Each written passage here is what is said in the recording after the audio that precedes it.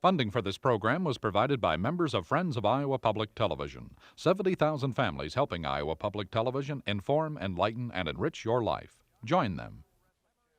The Iowa High School Wrestling Championships are a 70-year tradition that provides memories for a lifetime. There have been 10 four-time winners we've witnessed. We've seen the Young Turks who've gone on to greater stature in the collegiate ranks. It's where competition is the keenest. The finishes are often gut-wrenching. And the emotion leaves coaches, wrestlers, and fans completely drained. Get ready for the biggest and the best high school wrestling tournament in the country. It's the 1996 Iowa State Championship, next on Iowa Public Television.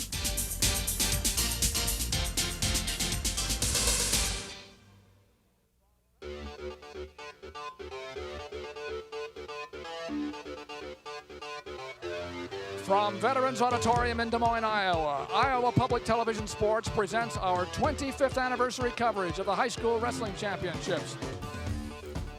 Hello, I'm Doug Brown, welcoming you to the rebroadcast of the 1996 High School Wrestling Championships. Iowa Public Television will bring you the first half of the competition today and the second half tomorrow beginning at 7 a.m. I want to hear something about these individuals. We have some great people here. Well, we can use the word classy again when we start with the pride of Maquoketa. That's Eric Juergens, going to be only the 11th four-time high school champion if he wins tonight, and only 4 before him have ever gone undefeated, and he's trying to do that. He's a humble, unassuming boy next door. He's a winner. Speaking of winners, we've got David Kelgard from Lewis Central Council Bluffs. Boy, already a 2-time champion, going for his 3rd. He's dominating, and he's got recruiters all over the nation drooling to have him on their team because of his college potential. And then in 1A, the only returning defending champion in 1A, Jimmy Rogers, only a junior, already won 120 matches. He's 43-0 this year, and he's looking to win a 2nd state championship. Every year at this time, we bring in Ron Seaman of the Predicament magazine. And this is the publisher and editor of that great wrestling journal, and you tell us what's happening in the team totals. Thank you, Doug, and it is exciting. The team, there is a race there. We've got a couple of them sewed up, but we've got a great race going on, Okay, too. let's look at 1A first. 1A is Oakland Riverside has done a fantastic job. You know, they've got 4 kids in the finals. They were all over the mats for the last 2 days. That's all you can see was Oakland Riverside colors. Now, there seemed to be some competition left at 2A. I don't have this one nailed yet. You bet. 2A is good. Independence has got the lead now after the wrestlebacks and after the consolation matches, but New Hampton is not too far out of the picture, and don't count out Webster City because they've been leading this, and they still have 5 kids going for championships tonight, so 3 kids going for championships, and New Hampton could get involved, and it's going to be a great race. But how about 3A? 3A, Urbandale, this is a dream team. They came back today and just took over Vets Auditorium. They're 20 points ahead. What could you ask for? That's pretty nice. Fort Dodge has got to be unhappy, but they've got 2 finalists, so they can feel good about that. Well, I'll tell you what. It looks like this is going to be just one of those tournaments you won't ever forget. Great individuals, great teams, and things yet to be decided. You'll see the best of wrestling in Iowa coming up here. It should be another interesting evening, so stay tuned. It's the 1996 High School Wrestling Championships coming up next on Iowa Public Television.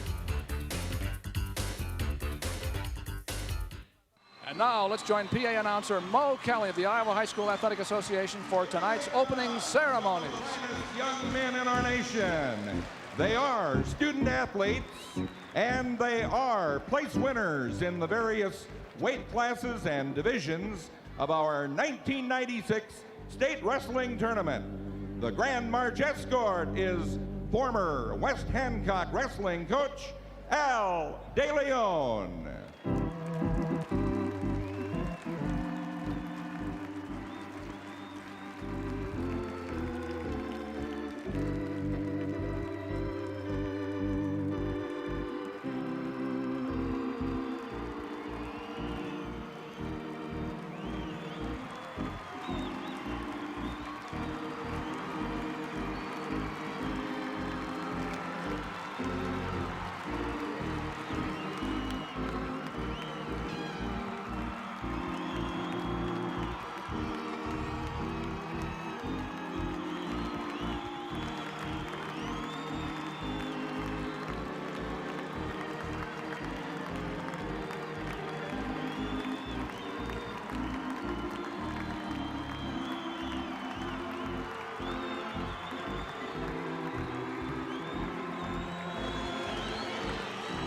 what you're seeing is the Grand March led by Al De Leon. And Tim, this is where the 6 high place winners in every weight and every class proudly march down the arena before the fans. Every elementary and junior high young man that's watching tonight, they say, I'm going to be there someday, and this is the culmination of a dream for all of these wrestlers. Packed house here at Betts Auditorium cheering, because almost everybody here has somebody in this parade, or somebody who got close anyway. Whether your grandma, grandpa, whether you're a neighbor, you know, they're watching, they're here, they're viewing us, and it's just probably the greatest spectacle in sports in Iowa. Now, ladies and gentlemen, to salute our nation with the singing of our national anthem, a Marshalltown High School senior, Courtney Fulton, our national anthem.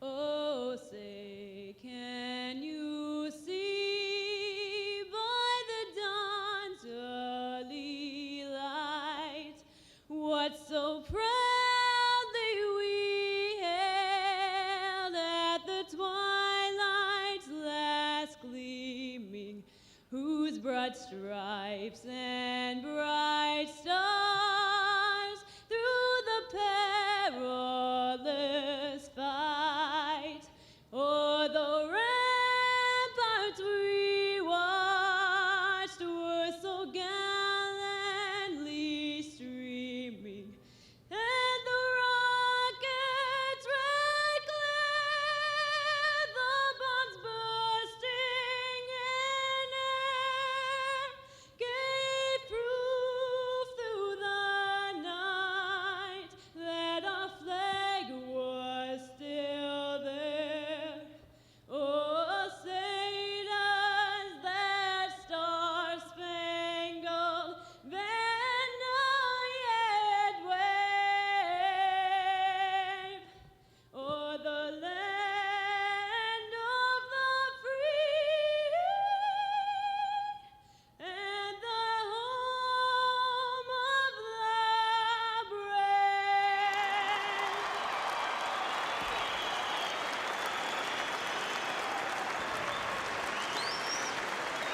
Let's kick things off by once again welcoming for a bow our great national anthem soloist. It was great, Courtney Fulton, Marshalltown High School. Take a bow.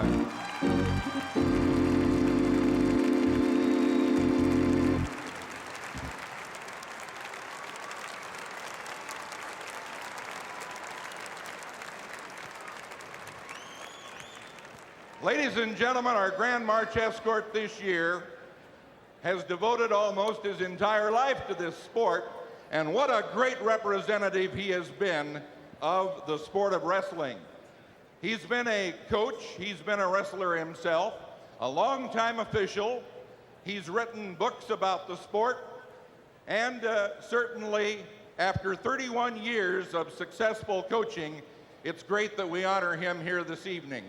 By the way, he had 3 state championship teams, he had 7 teams that were state runner-up, and he had something like 60 individuals that finished in the top 3 in state meet competition during his career as longtime coach at West Hancock. A big hand for Grand March escort Al De Leon.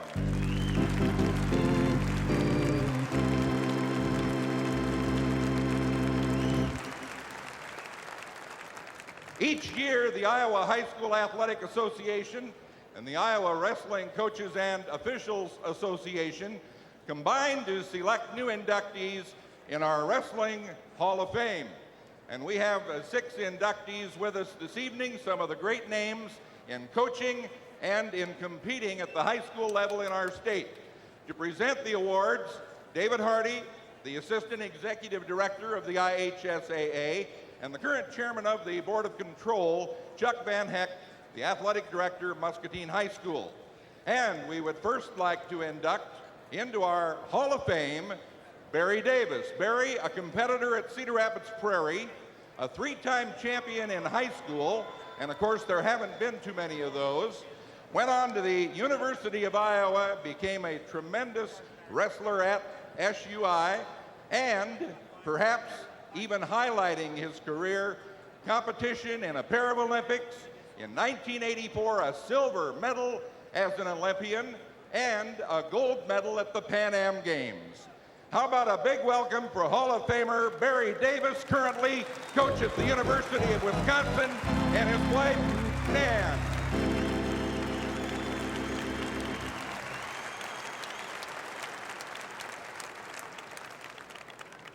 Ken Estling competed himself at Manchester West Delaware High School, later at Upper Iowa. He's been coaching for 27 years, over 200 wins, still active as a coach at Bondurant Farrar High School, Hall of Famer, accompanied by his wife, Kathy, Ken Estling.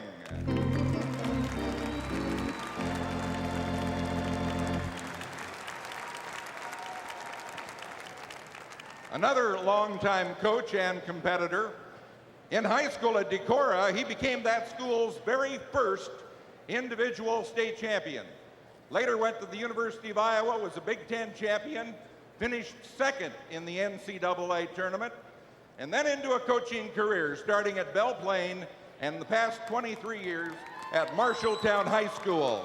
He's consistently had great teams in the race at our state tournament. How about a big hand for Hall of Famer Phil Henning of Marshalltown, accompanied by his wife, Carrie.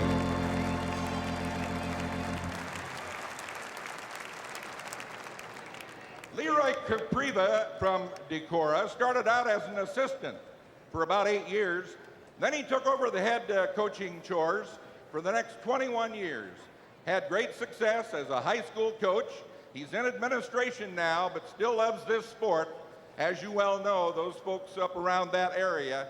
Let's meet Hall of Famer Leroy Capriva of Decorah, accompanied by his daughter, Gina.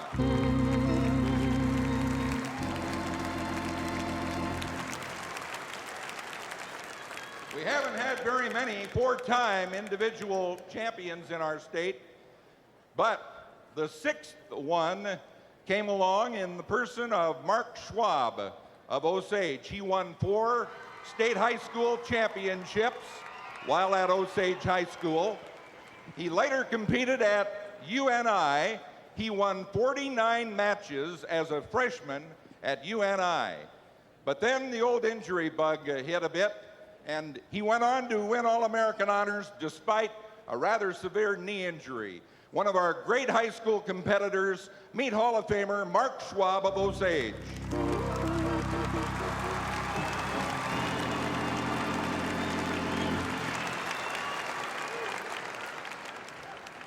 As I mentioned earlier, we haven't had many 3-time champions, but one of them is being introduced next. He won 3 championships as a competitor at Sigourney. Lost only 4 matches in his entire career, and all 4 of the ones that beat him, 3 as a freshman, 1 as a sophomore, went on to become state champions. So a fabulous career for 3-time champion who later went on to wrestle in some Army competition. That is Clark Yoder of Sigourney, accompanied by his wife, Jean.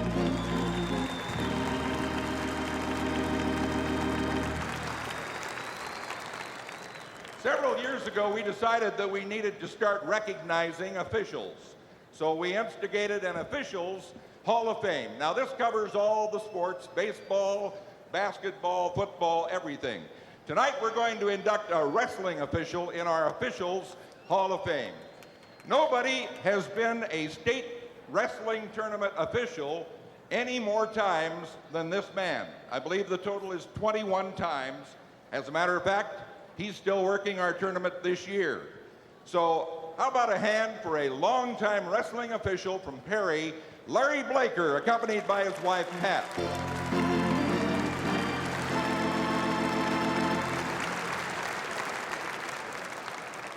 And we certainly cannot forget the news media. What a great job they do of covering our athletes in all sports. And of course, particularly in wrestling in the Waterloo area, everybody knows about the great job the Waterloo Courier has done for years and years of covering our high school wrestling programs. And largely responsible for that is the young man that we're presenting a News Media Award to. Believe it or not, for 31 straight years, he's been sitting up here in the midst of the news media and taking the word back about the great wrestling competition to all those readers of the Waterloo Courier. How about a big hand for News Media Award winner Kevin Evans of the Waterloo Courier.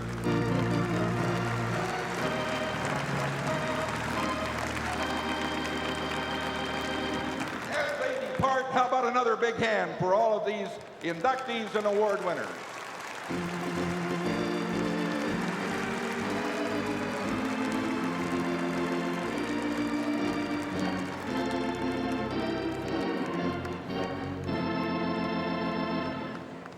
Many of you probably know, this is the 25th year of covering the State High School Wrestling Tournament for Iowa Public Television. And the Iowa Wrestling Coaches and Officials Association decided they wanted to give them a little special recognition this evening. So to do the honors, we have Rich Gray, who is currently the president of the Iowa Wrestling Coaches and Officials Association. And the next president will be Tom Horton, the coach at Dubuque Waller. So these gentlemen will present awards to members of the Iowa Public Television crew who have done such a great job over the many years of covering this event. The producer is Doug Brooker.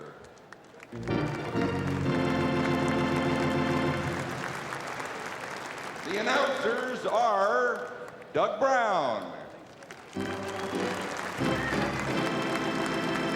Tim Johnson, Dick Trotter, and Dean Borg.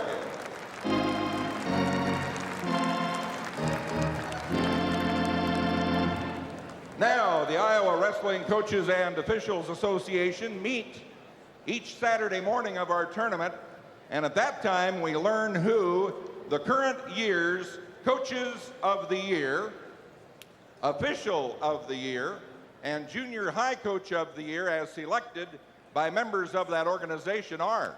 And we're going to introduce you to them at this time. And once again, we have members of the officers of the association to do the honors. Rich Gray, the president. Jim Steyert is the executive secretary of the group.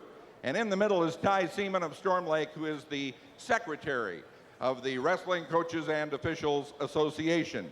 Okay, here we go with the Class 1A Coach of the Year. His assistants are Ryan Danker and Dave Putman.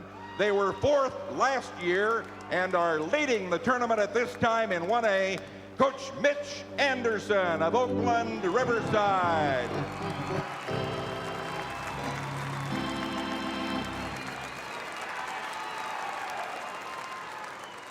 In 2A, the assistant coaches are Jerry Bond and Dave Rebarger, and this coach who won Coach of the Year honors in Class 2A started at Lake Mills, but he's been at Adel in recent years, and they've had some great improvement in their program. Congratulations, 2A Coach of the Year from Adel ADM, Jack Stanley.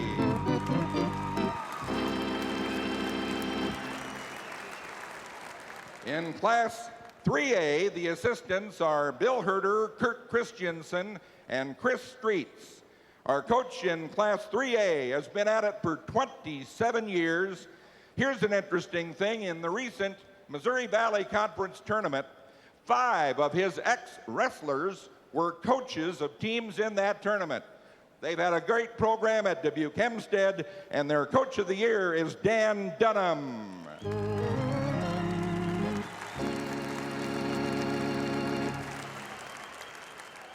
The Official of the Year. He had a state championship team when he was coaching. That was at Eagle Grove. He is a member of the Iowa High School Wrestling Hall of Fame, And now he is back into officiating. Well, actually, he's been at it a long time, about 26 years, but some of the time when he was coaching, he couldn't devote a lot of time to it. But he's a longtime veteran, has appeared in our state tournament the last couple of years. Now the athletic director at Iowa City West, official of the year, Marv Ryland.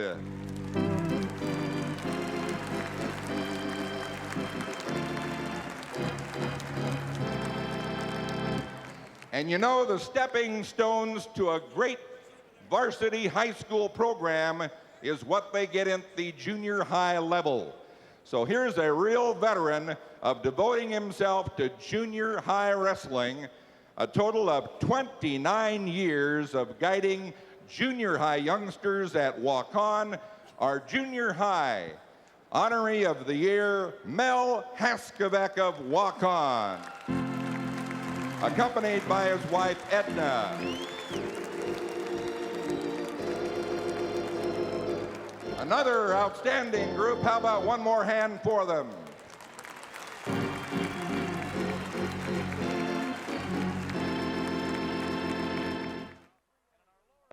Well, here we go. We're going to go to wrestling now. And in our lower weights, we're going to start out at AAA, 3A at 103 pounds. It's Joe Lucci of Iowa City High of Iowa City against freshman Cliff Moore of Dubuque Hempstead. And this is for the AAA 103-pound championship. 103. In the other weights, we will be setting up for you, too, on the other mats. The 1A match between Kelly Killian of Sloan Westwood and Aaron Robertson of Highland Riverside. At the 2A mat will be Jamie Taxted of Webster City, which is still trying to piece together some high finish here, and Justin Stanley, an undefeated wrestler from Wilton.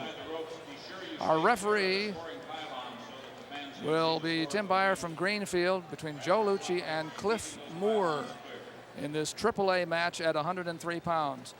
And Tim, I'll bet there are some pretty rapid heart rates out there right now as we get ready to go. Well, you know, this first match is great. It's a rematch. It's the only loss of Cliff Moore's freshman year. Cliff Moore is only a freshman. The only loss he's had come to the hands of Joe Lucci. It's kind of like Mutt and Jeff out there when you look at the stature and the style here.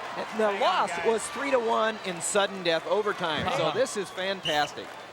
And Lucci is in the black, white, red uniform, and Cliff Moore of Hempstead is in the green. This is AAA 103. If you just joined us, you're right in time for the beginning of these wrestling championships. This is for the state championship, 103 pounds. Lucci a senior and Moore a freshman. The veteran against the young upstart who doesn't seem feared or afraid at all. No fear in him. Now up in the corner there, you see the 1A match between Kelly Killian and Aaron Robertson. We were telling you about a little bit ago. And at the AAA, at the AA, it's Jamie Taxted of Webster City and Justin Stanley, undefeated wrestler from Wilton. Well, they're feeling each other out right here. And Lucci, he likes to throw. He likes to go upper body. And I would imagine that Cliff Moore will want to shoot low. You know, he'll want to stay low and not get caught in anything upper body. 103 pounders. Look for some low singles, nothing at the midsection. He'll probably try to drop low and look for Lucci to go to his bread and butter. He likes to throw with that upper body, but he does have a lower single as well. Moore is tying up on the 2-on-1, trying to keep Lucci out of his favorite positions. It's just a little less than a minute to go. Moore's trying to shot on both legs, and neither one of them worked. Now you notice that Lucci, he can use that length, probably especially in a front headlock where he likes to ankle pick, etc. And that's something that Moore, he's had a chance one time. There's Dan Dunham, Coach of the Year for 3A. He's been at Dubuque Senior. He's a charter member, he says. He's been there since 1969 or so, and that's a long time, well-deserved award by his peers. Coach of the Year, Dubuque Hempstead. Moore was trying to get it on the leg, and Lucci fought him off with a wicked whizzer there. He had a real strong overhook to keep him out of what a little move on the leg he wanted to make. We're in the last 20 seconds of the first period here at 103. The state championship on the line between Lucci and Moore.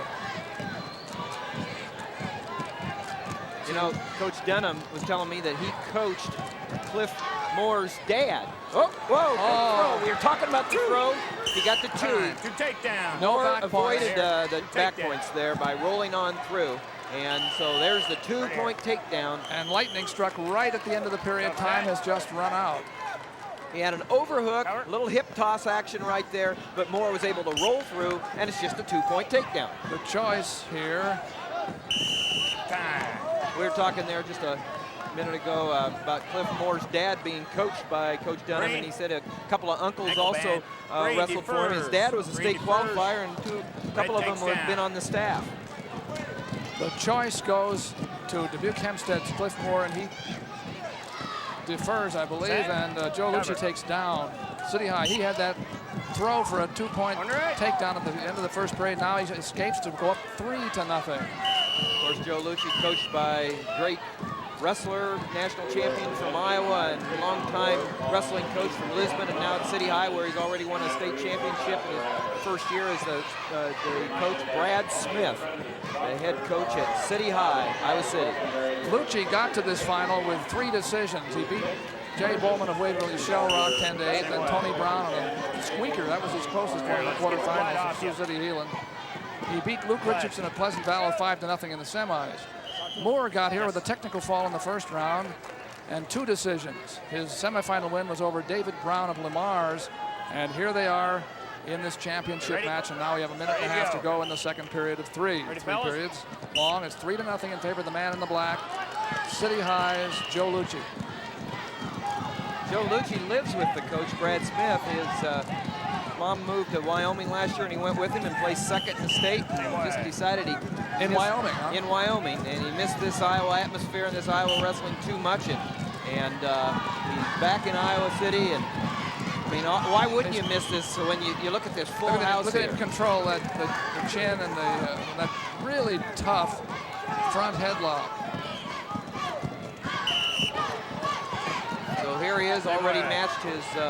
Lucci's already matched his performance last year in Wyoming. At least there's Brad Smith. What a great coach. Everywhere he's gone, he's been a winner. And he expects a lot out of his wrestlers, and they respond to him. Get him wiped off. A minute and 4 seconds to go. They're going to stop, wipe up the mat a little bit here for some check on something. Brad Smith, who went to City High. Last stop before that was Lisbon. And boy, those Lisbon teams over the years, they've had great teams. You got some on the mat. Al Baxter started that tradition at Lisbon, and then Brad Smith came in and didn't miss a beat. He's just he's a fantastic coach, great technician. Like I said, he sets a high standard, and the kids respond. You see, his assistant is one of his former great wrestlers at Lisbon, C.T. Thank Campbell. you. Ready, guys? 3-0 in favor of the man in black and red there. Iowa City High's Joe Lucci with about a minute, just a little less than a minute to go in the second period of 3 periods. He's controlling the tie very much, and when Moore goes under, he's being blocked off and actually putting himself in a little bit of danger there with that throws, just like you saw at the end of the first period, Tim. And if you just joined us, Moore, a freshman, going up against Lucci, a senior. They've met once this year. Moore's only loss coming to Lucci from Iowa City in sudden death, 3-1 in a dual meet. And Very talented freshman. Lucci, Now there, he likes to shoot the legs. He's different, red. 2 different Back it styles, and up. Lucci is called this time. Let's go. Warned for stalling with 30 seconds to go in the second period. Notice how they're fighting for that position in there, trying to get the inside position so they can work their favorite moves. Who's going to win? Here comes the Moore tie? on the leg. There, a little duck action.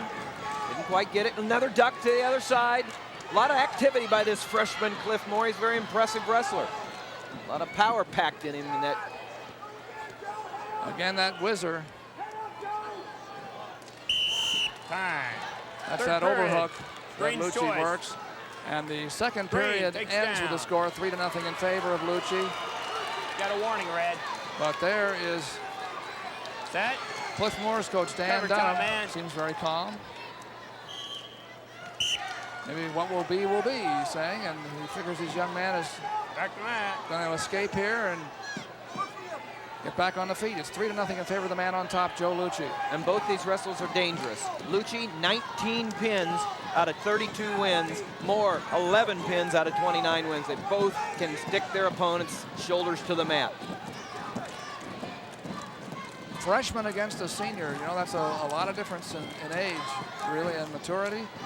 And it's a remarkable performance. You don't often see the seniors at 103 pounds.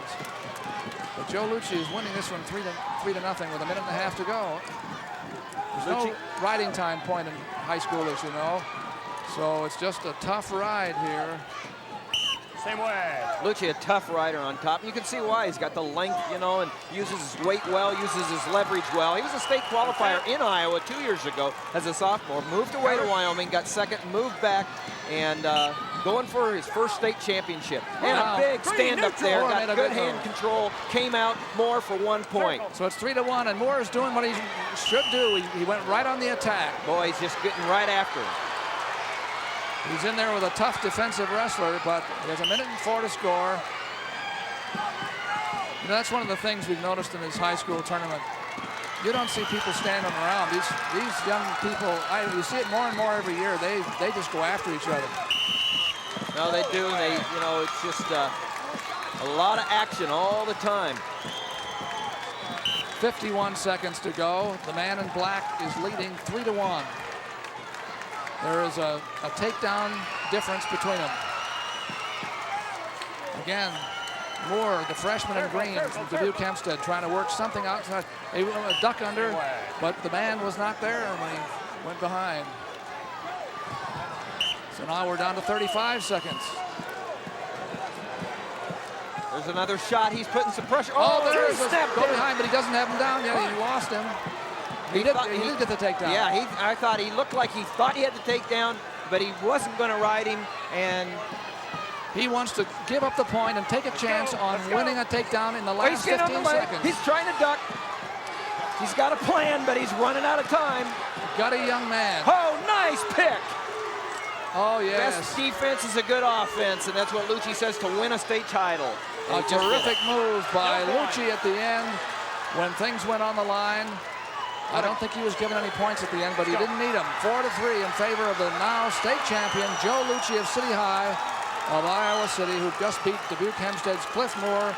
Nice match, 4-3. Cliff Moore will be back. Let's go this way. Yes, he will. Turn around here. There is Joe Lucci. Congratulations to Joe and his coach, Brad Smith. One more state champion for Brad. He's had a bunch. Now we're at 103 pounds, and I believe all the other matches at this weight have... Well, we had a couple of winners. Aaron Robertson from Highland Ainsworth Riverside won the championship in 1A, and Let's go to Dean Gorgon. He'll tell us about it, Tim. Well, in single A, I should say, Aaron Robertson of Highland Rivers, a sophomore, defeated senior Kelly Killian of Sloan Westwood 6-1. It was closer than that score indicates. There was a 3-point near fall just in the final 10 seconds. Dick, what do you have? All right, Dean, at 103 pounds, your champion is Justin Stanley, Jamie Taxstad. And Justin Stanley went off in a match that ended up 1-0 in favor of the Webster City junior, Taxstad over Stanley. It was as tight as it could be with a couple of stalling points, one for each individual. Now let's go back to Doug. How about that? That is a win for Webster City. They had third place set up coming into that match. They're still in third place, but that improves them. We're going to 112 pounds now. We're still at the AAA mat. And Gabe Capps wrestles Josh Budke. Gabe Capps of Indianola. This is a rematch of the 103-pound state final a year ago, which Josh Budke won. He's undefeated this year from Cedar Falls. 38-0. Josh Budke. Well, he had a big finals last year. The score was tied 2-2 after the first period, and then he scored 12 unanswered points against Capps last year in the second period with a power half and a tilt.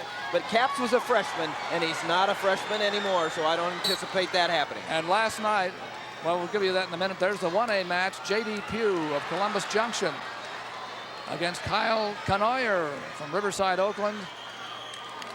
And at the double A match, Kevin Bratland of Humboldt wrestles Nick Marin of West Liberty. We'll keep track of those for you as the meet proceeds. 112 pounds. Gabe Capps against Josh Budke.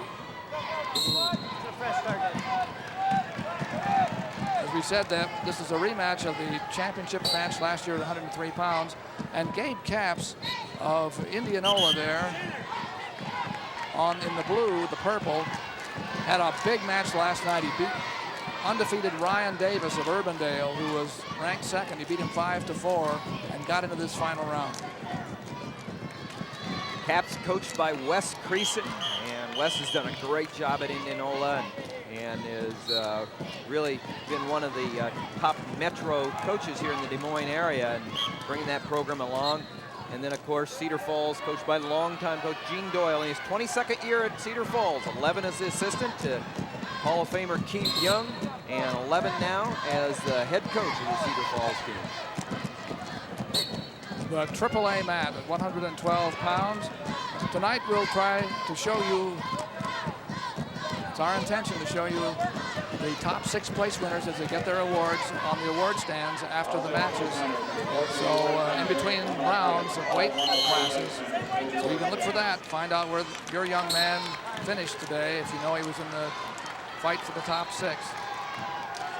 There's Gene Doyle, longtime coach of the Cedar Falls team, and told me the fire's still there and he's going to be around a lot longer. That's good. Josh Budke, the fire's been there for him, the man on the bottom, as we start this second period. Both underclassmen, Budke a junior, Capps a sophomore. Both of these young men wrestled for the Iowa national team last year and really love the sport of wrestling, and here they are meeting again in the finals. This is Gabe Capps of Indianola riding on top, puts the leg in now, goes for the on the far side, breaks his man down, did it just in a good classic style. And now his job is to try to turn Josh Budke over, which has not been easy for anybody this year. Budke's got really good balance and mat sense. There's Wes Creason, coach of the Indianola team, former teammate of mine at Coe College, and all-around good guy. Gee, he looks young. Well, so do you, actually. There's the leg in by Gabe Capps again. He's doing a tough ride there. He's ridden for about 40 seconds. And he's, really hasn't. You know, what's happening here is Capps already has to think this is a whole lot better than last year. I mean, this was the period where Budke was scoring 12 unanswered points with tilts, and right now it's 0-0. Who do you think thinks he's ahead right now? Capps has to feel good. On the back, you're coming around the front. Okay? Gabe Capps is cautioned there for moving too quickly. Dennis McGrath, the official. Face that now. Clarion. Dennis McGrath is from Clarion, Iowa. Another great wrestling town, historically. Budke can't just, right there, could be, he's got the leg. Let's see what happens here. There's about 1 minute and 5 seconds for him to work. This is where that mat sense comes in. How can he feel, his hips? How can he pull Capps underneath him and cover his hips? But Capps really doing a nice job of keeping his hips on top. Yeah, he is. You can see his sense of where he is. He's kept very good balance there. His hips are in good place. One thing about Capps, he's 37-2, but his 2 losses, he's been pinned both times in those losses, so his back has found a way to the mat there, and that can be kind of scary to the coaches. Well, 42 seconds. But that was a successful situation for Capps because he maintained control. There is no score here. We're in the second period, and Capps is doing a great job of riding this undefeated Cedar Falls Josh Budke. At the cradle. Does he have it? Nope. Out of bounds. 28 seconds to go, second period. Already 78-4 in his career as a sophomore. And Gene Doyle's got a young man that's won 114 matches as only a junior for Cedar Falls. So we'll be seeing them again. On the first move, Capps again manages to make a good first move and stop Budke's attempt to escape. Oh, this is big. I mean, you've got to really take your hat off to this young man, Capps. he has, you know, he says, I'm not a freshman anymore. I can learn from my mistakes. Looks a little high here. 15 seconds to go. Now we're on to 5. No points. No points. Able to survive there. The period ends with a score 0-0. Now we're going to the third period. And Gabe Capps is giving Josh Butke a little something to think about here. Because Butke starts on the top, and Capps, see what he does to try to get out. Butke, the champion last year at 103. He was 4th at 103 the year before as a freshman. Now here's a crab ride. You know, it looks like we're looking at mirror images of each other there. The same size. They like to sit back. They like to kind of drape over their opponent, and they're good at it. We have 20 seconds to go in the second period at 1A. And the leader over there is Kyle Kanoyer over J.D. Pugh. And at 2A, we're right at the end of the second period at 112. And the leader there is Nick Marin over Kevin Bratland, 13-5. Big move. No, it's 7-1. Nick Marin. Oh, 7-1. 7-1. I'm sorry. And Nick Marin, a champion from 2 years ago, trying to get his second championship there for West Liberty. But here's a big move right here. Now, all of a sudden, Butke is giving Capps something to think about. And what he's thinking about is trying to keep that shoulder up. Well, when he was on top, Capps could ride Butke through the period, but he couldn't turn him over. And Butke has broken this scoreless tie with a near fall. And the referee is watching this to see if Butke can finish it up. And very quickly, it's 1-1. 45 seconds to go. It looks tough now. At 1A, Kanoyer and Pugh are tied 1-1 with 1 minute and 40 seconds left. Boy, Butke could just sit here, see? Yes. I mean, that's what you do. You're in the state championship. You've got a man you respect. It's giving you everything you could have. Rode you out for the second period. He's got to just ride and say, I got to be satisfied with this. Settle. Well, at the least he would have a 3-point near fall here, but now he looks like he's settling in again with just a few seconds to go. 10 seconds in the end of this match. Shoulders up. So Capps is staying off his back, but it was a bad, tough third period for him. And Butke of Cedar Falls is the state champion. Don't see many matches like that. No takedowns, no escapes, no reversals. 1 3-point near fall wins the championship. The second one for the junior from Cedar Falls, Josh Butke. We'll be looking for him next year to chance to win the third championship. We're going to go to 1A now at 112 pounds. Less than a minute left to go in the match here, and it's 1-1 between J.D. Pugh of Columbus Junction in the blue and Kyle Kanoyer of Riverside, Oakland. White, yellow, and blue. The multicolored uniform. And it is 1-1 here.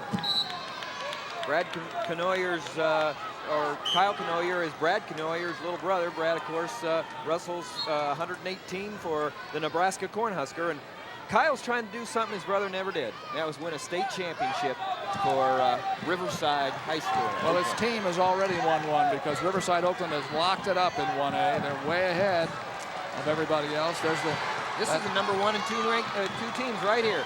Riverside going against Columbus Junction, head-to-head. Columbus Junction in second place in 1A. Kanoyer with a strong front headlock. Down to 16 seconds. Can somebody take somebody down here in this time? 1-1. Caution. Against J.D. Pugh. All right. 15 seconds to do it or go to overtime. It was J.D. Pugh who made the move, but Kanoyer's now the one with the double underhook. The opposite. You're right. Look right at Columbus Junction's letter on the front and call him Kyle Kanoyer. Okay, here we go, Doug. Overtime. Here we go. Well, this is one of the great developments in the sport, I think, when they went right to that sudden death overtime. No minute rest, although if there's an injury, I guess anytime you get a rest, and right there we have some blood. Yeah, we got some blood right there, but We just had a great second championship for Nick Marin from West Liberty. Won 11-3 decision over Kevin Bratland from Humboldt. That's in the 2A class. Here we go. Kyle Knoyer, he beat the #1 ranked man of Riceville, Ryan Friedrich, in the first round here. There's a shot by Knoyer, but held off by J.D. Pugh.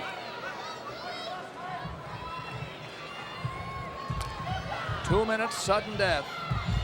Nobody took anybody down in the first 6 minutes. See if anybody can do it here.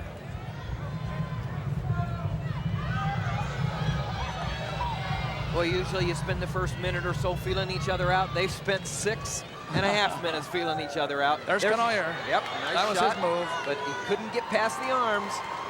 Here he comes again. Out of bounds with 1:19 to go. It's 1A, 112 pounds in the 1996 High School Wrestling Championships from Veterans Auditorium in Des Moines, live on Iowa Public Television. Knoyer's making the shots, but nobody scored. Well, there's a warning. I think this is going to be the warning against J.D. Pugh. Whoever gets a takedown here in the next minute will win automatically, and if neither get a takedown, they flip to the side who goes up and down for 30 seconds, and if you're up, you ride, you win. If you're down, you get out, you win. Knoyer missed his shot, and now he's in that nice little front headlock position. Boy, I'll tell you, this is a tough match there. Both of them wrestling tough, countering well. 45 seconds to go. That's J.D. Pugh of Columbus Junction in the blue on the top position. There's the award stand down at the end. We'll waiting on these guys. Too shortly. Columbus Junction, the winner last year in 1A, going against the winner this year, Oakland Riverside. Mitch Anderson, their coach of the year, and last year, Columbus Junction, Billy Plain, coach of the year. So, boy, they really block each other off, don't they? These no takedowns. 30 seconds from the end.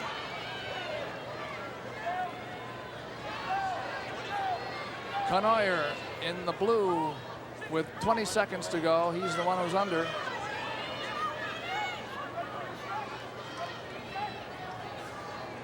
Front headlock there.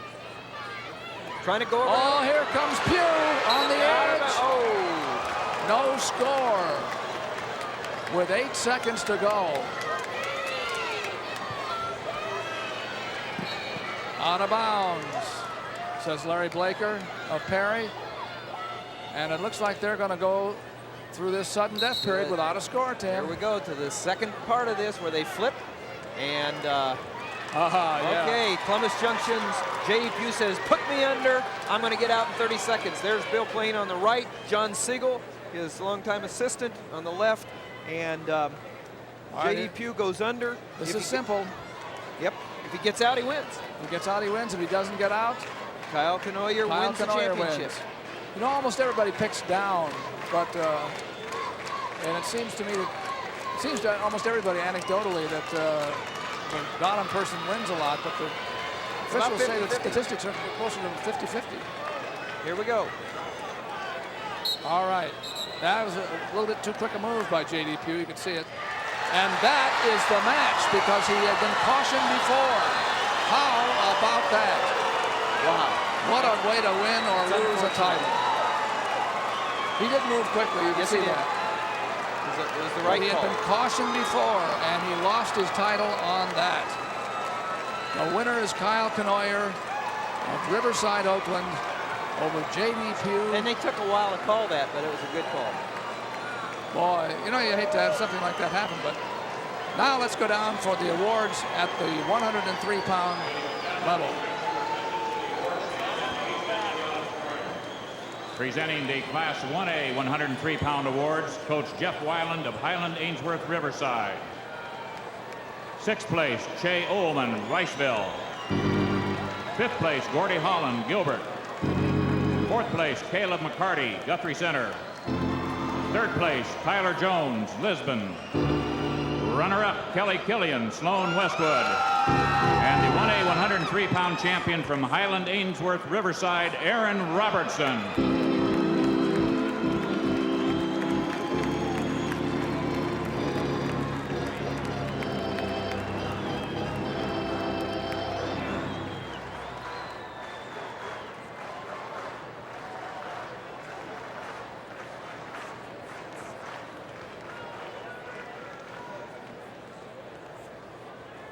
So that's the 1A at 103 pounds. Now Presenting the the Class 2As. 2A 103-pound awards, Coach Dick Kennedy of Webster City. 6th place, Mike Zeidelman, Dyersville Beckman. 5th place, Raul Weiser, Perry. 4th place, Joe Glissman, Knoxville. 3rd place, Tony Schuthart, New Hampton. Runner-up, Justin Stanley, Wilton. And the Class 2A 103-pound champion from Webster City, Jamie Taxted. From Webster City, and his coach, the winning wrestler's coach, always is one who makes the award. Jamie Taxted. He won it 1-0. And he beat an undefeated wrestler, Justin Stanley of Wilton, to do it. That's 2A. Let's go to 3A, 103 pounds. The big schools here. Presenting the Class 3A 103-pound awards, Coach Brad Smith of Iowa City City High. 6th place, Luke Richardson, Pleasant Valley. 5th place, David Brown, Lamar's. 4th place, Bobby Dugan, Muscatine. 3rd place, Tony Brown, Sioux City Heelan. Runner-up, Cliff Moore, Dubuque Hempstead. And the Class 3A 103-pound champion from Iowa City City High, Joe Lucci. Congratulations. Dick Trotter, tell us about the match we missed at 112. At 112 pounds, Nick Marin of West Liberty won it all in 94. He was second in 95. Tonight, there he is. He's your state champion at 112 pounds class division 1AA. Nick Marin, been here 3 years in a row and 2 state titles, and his coach, Kurt Damer, couldn't be more excited. Let's go back to Doug. In this rotation system, 119 pounds is still the AAA mat for us, and it's going to be Casey Doyle from Manchester, West Delaware, wrestling Bob Koenig of Spencer. Now they got to the finals this way. Casey Doyle won a fall in the first round. He beat Tim Ironside of Cedar Rapids Jefferson in the quarterfinals, and then pinned Jim Huang of Urbandale to get to the finals in 1:10. Bob Koenig won 3 decisions and piled up quite a lot of points in all of them to make his way to this championship match. Now that's Spencer's Bob Koenig, his coach Dave Schaefer, and there comes Casey Doyle from Manchester, West Delaware. These are the AAA schools, the biggest class of schools.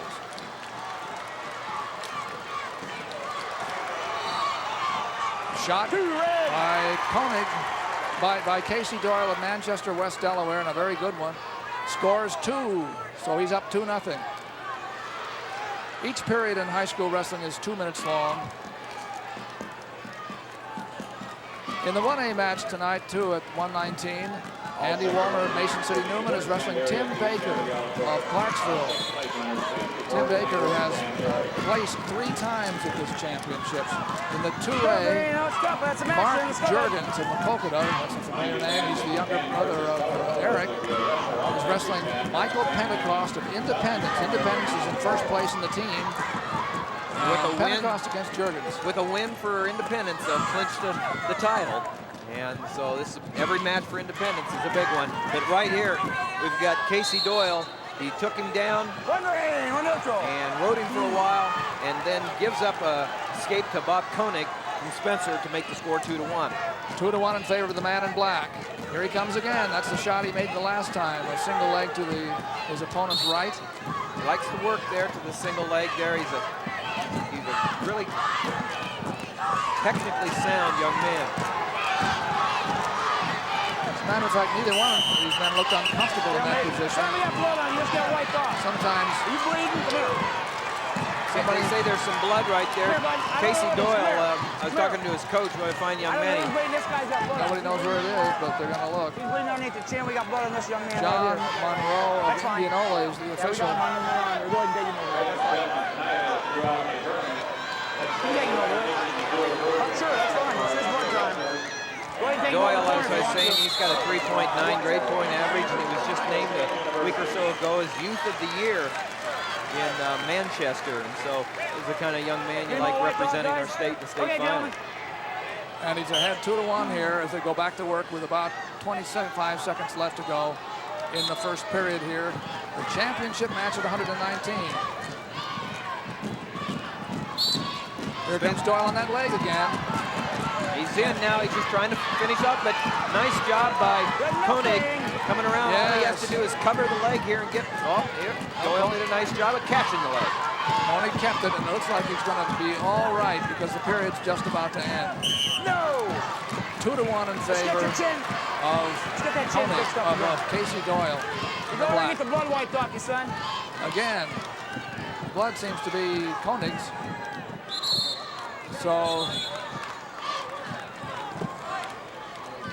that's Dave Schaefer, the coach from Spencer, working with Koenig. He's pretty excited. They set a school record with 7 state qualifiers this season, and their 5 place winners is also a record. So he's done a nice job, and Bob Koenig is star. Bob placed 5th last season at 103 as a freshman. So only a sophomore this year, 28-3 and in the finals. Casey Doyle, the opponent from Manchester, West Delaware. He's coached by Jeff Voss. Jeff Voss was a longtime assistant to Scott Litter before Scott got the head job at Cedar Rapids Prairie. Jeff left to be his own man at Monticello for a year, but when the job opened up at West Delaware, he came home, he says, to a community that's just been outstanding in support. They're back to work now with the second period about to begin. Okay, son. Koenig takes down in the second period, gets up right away, but didn't really have the hands, and so he's not out yet. Here he comes around. And he's going to try to sit, and Doyle's going to try to resit, and he does, and he comes back around, and he's able to clear the arms and Nicely right done by Casey Doyle, so he stays on top. Now he plates Koenig down. Doyle, a familiar name out of Manchester. Mike Doyle, his cousin, wrestled for Wartburg College. Come up top, man. Let's go. Casey Doyle going for a championship against Bob Koenig of Spencer. Managing to ride him cowboy here. He looks like he's about to lose him, and he keeps him. Now Koenig comes up this time with a little bit better hand control. And he's able to get out. And he's out. Now it's 2-2. 2-2 here in the second period with a little less than a minute to go. Doyle in the black, Manchester, West Delaware, has the only takedown. Open up, guys. Let's go. Manchester has had a good year in sports. They started out slow in wrestling because they only had 1 returning starter coming back because of football playoffs, but the young team has put together their best matches now at the end of the year. Oh, here's a big takedown. Big Kelly to the back. Move by Koenig, his biggest move. No points. Go back once. No back points. No back points, but he did get 2 for the takedown. 4-2. Might say out of the blue there, that one came. That's Koenig's best move by far, and it turned this match around. 4-2 with 10 seconds to go in the second period. It's working, man. Let's go. Get out and work it. Let's go, top man. Good period for Koenig. He managed to come out to escape, and then got a nifty takedown. Red is going well, down. and Independence is going into their last period over there. Okay, Independence wrestler Pentecost is ahead 5-0. Here's a replay of the Kelly. Okay, and the 2 points, almost back points for the Yes. Spencer wrestler Koenig, but he didn't get the back points, but he got an important 2. But as I was saying, Pentecost from Independence going into the last period, he's ahead 5-0 over Juergens from Maquoketa. A win could win the tournament for Independence. Doyle is out. He's now bound by 1 after that escape against Spencer, and here comes Doyle. Nice stop by Spencer's Koenig there from keeping Doyle from getting 1 and 2. A minute and a half to go in this match. 119 pounds live from Veterans Auditorium on Iowa Public Television's coverage of the Iowa Wrestling Championships. Here comes Doyle on the leg. He's trailing by 1. He's got to come up, see? And what's happening is Koenig is putting a lot of hip pressure, stalemate, big victory right there. Little victories turn into championships. That's right, a minute 15 to go. That's one of the assistant coaches. Now there's Doyle trying for the leg again, and he looks like he's in a little better spot this time. He covers the hit. He's ahead by one. 1 minute left. Man, let's go. This is what you call a big ride. It is. This is Doyle on top now by one, and in the control position.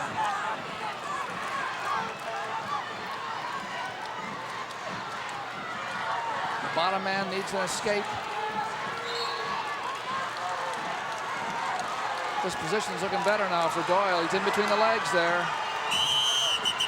Stalemate, you're right down, bud. Let's go. Call a stalemate. Now, Tim, we have about a half a minute. That's right. And there's Dave Schaefer from Spencer. Half a minute left. It was essential that Doyle stopped Koenig's move off the whistle if he hoped to ride him out. He's got to keep driving. He's got to keep driving. Yes, and he got the trap, and that made the difference, didn't it? Jeff Voss, the coach, would be happy if he knew, but I'm sure he doesn't, that his old alma mater, Clarksville, has won a championship with Tim Baker from Clarksville winning in 1A. Jeff Voss, a graduate of Clarksville. It's working. 10 seconds to go. The man on top. And he's going to be happy here if his young man can ride out for a 1-point victory. You're strolling, son. You only find out so long. Let's go.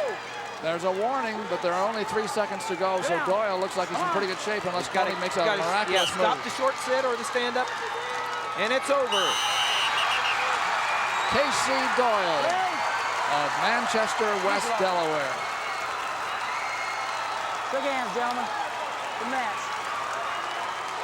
A good match, 5-4. Bob Koenig defeated by 1. Jeff Voss on the left there, happy head coach in his first year back after being an assistant coach. Let's get the awards now at 112 pounds. 1A first. Presenting the Class 1A 112-pound awards, Coach Mitch Anderson of Oakland Riverside. 6th place, Ryan Friedrich, Riceville. 5th place, Brad Scholes, Underwood. 4th place, Josh Cooley, Moville, Woodbury Central. 3rd place, Tony Sweeting, Highland, Ainsworth, Riverside. Runner-up, J.D. Pugh, Columbus Junction. And the Class 1A 112-pound champion from Oakland Riverside, Kyle Knoyer. Attaboy, Kyle. That's something his brother Brad never managed to do. That's right. As you said, Kyle's a state champion. Those are the 1A top 6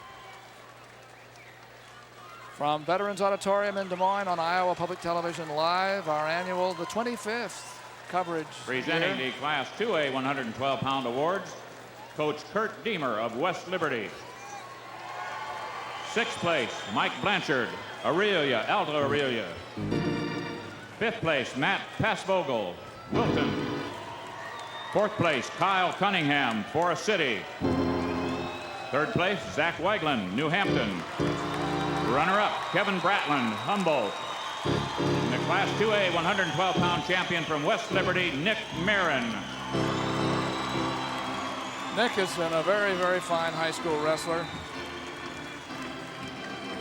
He's glad to be back on top. I suppose being on top one year and then not being on there the next has to hurt. And he says, boy, this feels a lot better than last year. That's at 112 in 2A. And here come the bigger schools, the top 6 in 3A.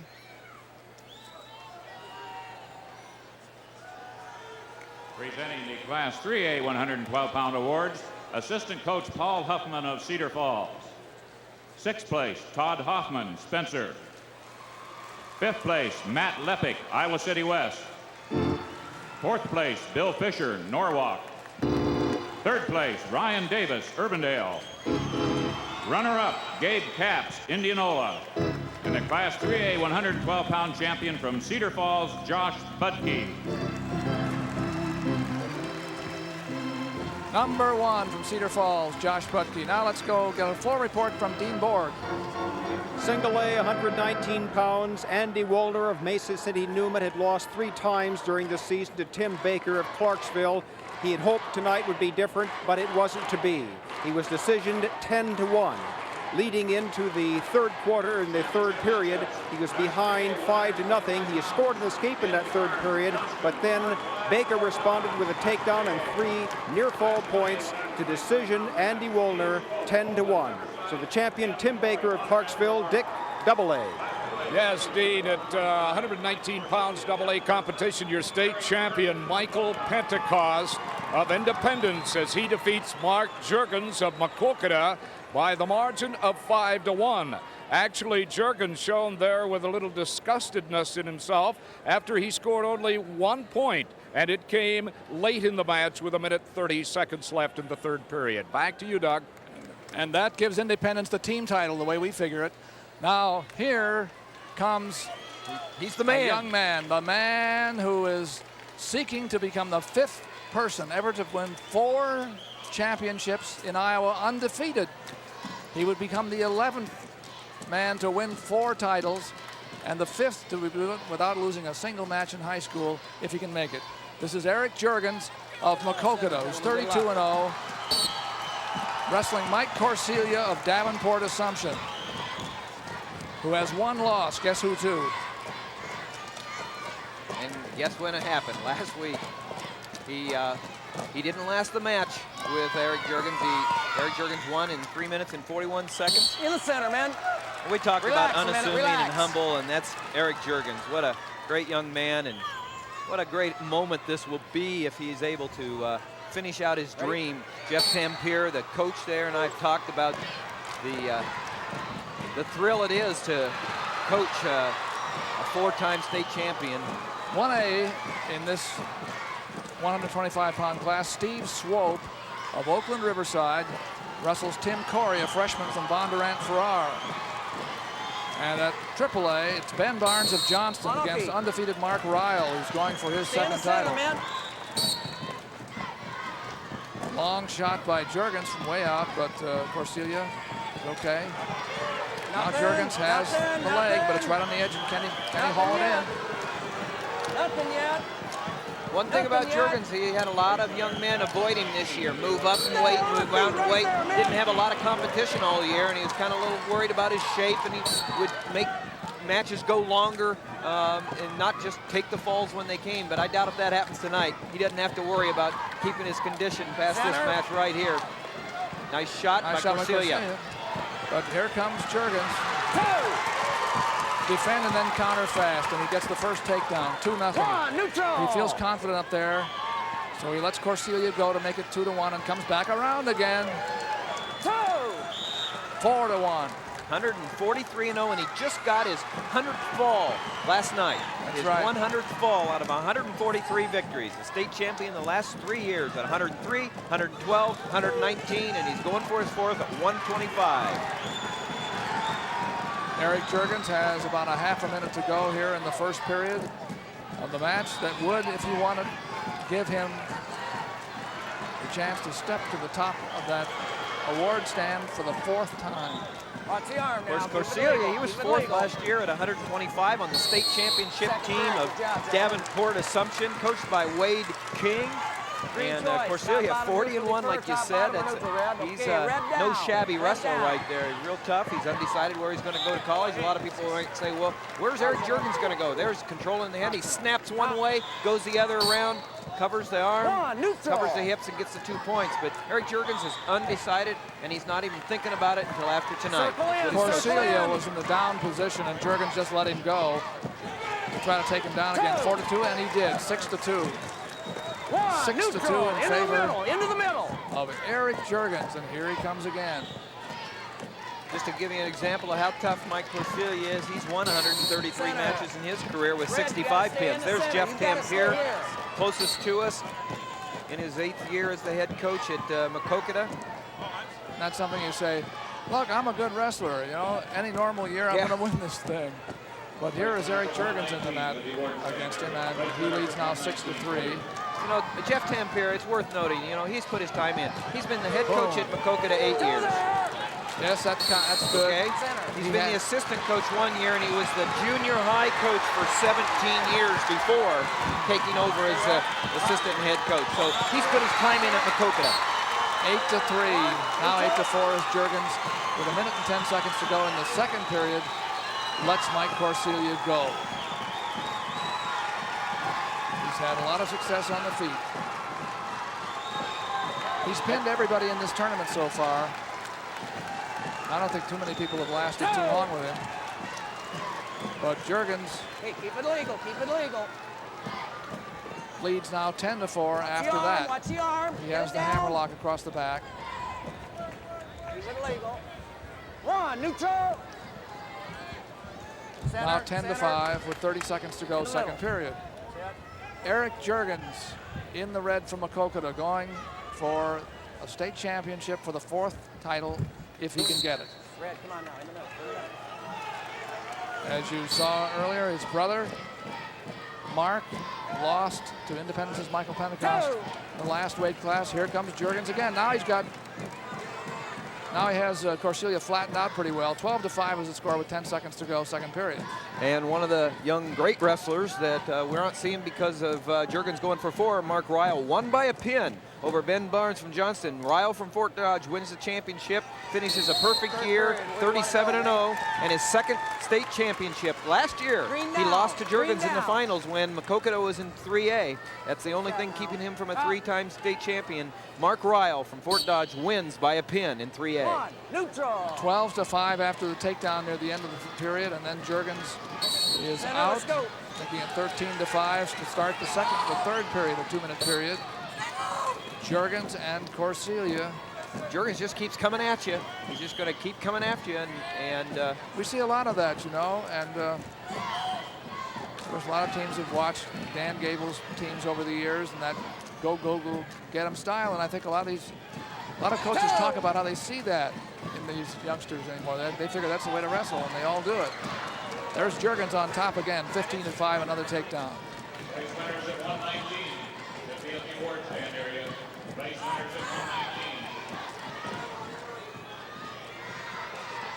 Juergens would like to turn his man over, hasn't been able to do it. Half Nelson. What can he do with this? Can he do something with it? trying to drive the power half right there. Got the wrist on the other side. Put a lot of pressure on Corsilia. Corsilia is strong. Some youngsters might turn over on that, but not Corsilia,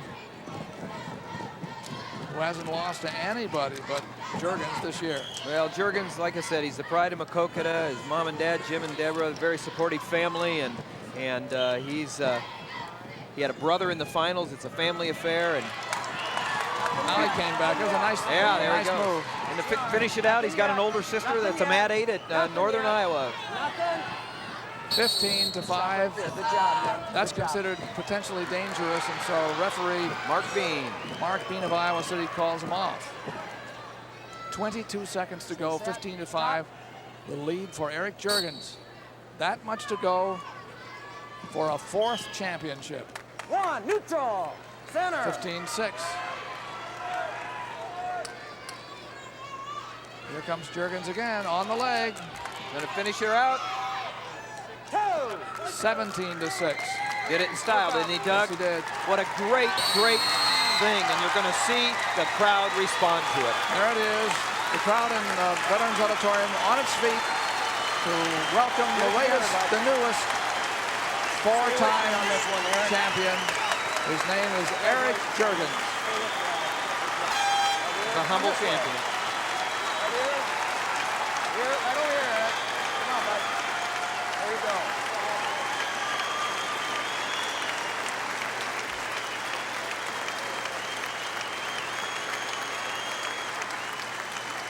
Everybody up here.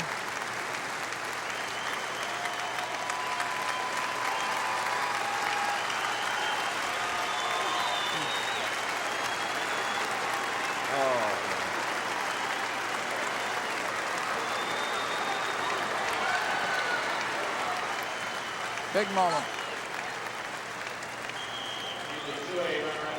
Well, you know, Tim, you were saying earlier, can't imagine somebody going through 4 years of Iowa high school wrestling and not losing a match. But it's been done now 5 times. Eric Juergens. Well, 1A is still going at this weight, 125 pounds. We have Steve Swope of Oakland Riverside wrestling Tim Corey, a freshman from Bondurant Farrar. And we have about a minute and a half to go here. The score is 10-7 in favor of Swope of Oakland Riverside, which has wrapped up the team title. Oakland Riverside having a big year. What a way to end it. Tim Corey, only one of 2 freshmen in the finals. We saw Cliff Moore earlier. Now Tim Corey, Bondurant Farrar. Coach Kenny Eastling, who went into the Hall of Fame tonight. Coach? That is Tim Corey riding on top now. He's down by 3 points. He has to make up 3 here with a minute and 10 to go. He wants to turn Swope over. Have to get him down the mat first, like that. Well, you see who's sitting in the corner with Coach Eastling from Bondurant Farrar. He's just a young man named Bill Nelson. Oh, yes. Assistant coach this year at Bondurant Farrar, moved to Ankeny a little while ago, and what a great name in the sport of wrestling, and given his expertise to the Bondurant Farrar program. 44 seconds to go. The man on top needs 3 points somewhere. And he wants to do it, I think, by riding. He feels he can turn his... there's an injury. Tim Corey went down hard on his head. So we have an injury timeout here for him. Steve Swope, I should say. Steve Swope of Oakland Riverside. And Tim Corey still trails by 3. There's the back of the great Bill Nelson. The great back of the great Bill back Nelson, of Bill Nelson. Whatever you want to, one way or the other. A man that never had his back turned to the mat very much, but Northern Iowa State Teachers College champion and Hall of Famer. There he is, great name in the sport, and given back to the sport that he's been involved in so much. Let's go to Dick Trotter for a report. All right, Doug, with me now is a little bit of history, a lot of history. He's one of only 11 others to win 4 consecutive titles. Young man by the name of Eric Juergens of Maquoketa. Eric, what was your plan for this year? Just to go out, wrestle my hardest, train real hard, and go out and have fun and hopefully win on top of that. I think that's what you said last year, and you said it in the paper, and that worked out tonight. Yeah, it did work out good. And tonight, when you went out there in your match with Mike Quasilia, what was going through your mind as you took to the court? I just watched my brother lose, and he's worked so hard this year, and it was really, really frustrating to watch him lose. I mean, he had a lot of heart, and he worked hard. It didn't pan out for him, but I'm just glad I could go out and win for him, Well, I'm sure you've been a great inspiration to him and a great inspiration to young wrestlers across the state of Iowa, Eric. A tremendous show. Thank you very much. Thank you. And now we're going to go to back to Doug. Thank you, Dick Trotter. Congratulations again to Eric Juergens. We're back at the 1A match. Steve Swope against Tim Corey. Corey hasn't been able to chip away. In fact, he gave up the takedown to try to take Swope down, and he's not going to get it done. The seconds are ticking away, and Swope is going to win a championship. 11-7. Steve Swope of Oakland Riverside on the champion team at 1A. He's winner 11-7. Watching that interview with Eric Juergens, I had the feeling when the match started, he looked like his mind might have been otherwhere for a second, and now you know where it was. It was with his brother who just lost. Well, blood runs deep, and I'm sure they worked out together, and he really wanted to see his brother win, but that has to be a relief to get that 4th off your shoulder. Let's get the awards now. 119. 119-pound awards. Coach Doug Hatch of Clarksville. 6th place, Zeb Sullivan, Woodbine. 5th place, Jacob Peterman, Belle Plaine. 4th place, Rick Schweitzberger, Kingsley Pearson. 3rd place, Chris Goodwin, Lisbon. Runner-up, Andy Woolner, Mason City Newman. Class 1A 119-pound champion from Clarksville, Tim Baker. He's been on that stand 4 times, but this is the best one. He wins the championship in his senior year.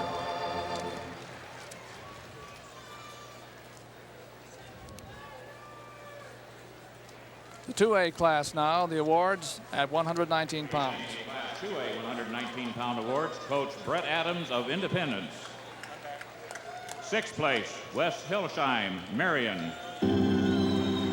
5th place, Steve Landgrebe, Ellyville, Blakesburg. 4th place, Jesse Zobek, Cresco, Crestwood. 3rd place, Ryan Cunningham, Forest City. Runner-up, Mark Juergens, Maquoketa. And the Class 2A 119-pound champion from Independence, Michael Pentecost. Congratulations, Michael. And his victory was a big one, too, because it iced the team title for Independence. And when you can do that for your team, it just makes it that much more rewarding. 119-pound awards. Here come the 3As. 3A 119-pound awards, assistant coach Chris Lenz of Manchester, West Delaware. 6th place, Adam Eichhorn, Cedar Falls. 5th place, Jim Wang, Urbandale. 4th place, Steve Rodriguez, Johnston. 3rd place, Luke Moffett, Esterville, Lincoln Central. Runner-up, Bob Koenig, Spencer. And the Class 3A 119-pound champion from Manchester, West Delaware, Casey Doyle. State champion at 119. You ought to smile there, Casey. Let's go to Dick Trotter for a floor report. All right, at 125 pounds in Division 3A, Mark Ryle of Fort Dodge has been here 3 times trying for that title. He won it in '94. He was second in '95, and tonight you see the fall in 3 minutes and 40 seconds of the match.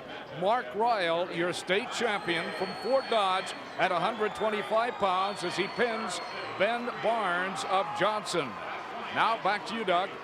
Thank you, Dick. Well, actually, if mathematically, Independence does not have it quite iced, but it would take about 3 pins. About 3 pins from Webster City. From Webster City to do it. Now we're going to go up to 130 pounds.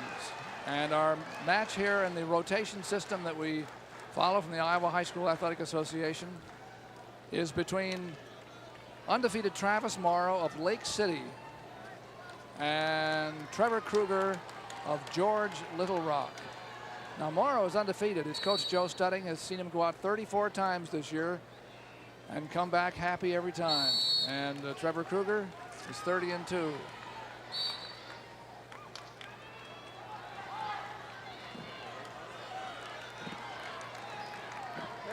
The wrestler from Lake City, Southern Cal, is Travis Morrow, and he is in the black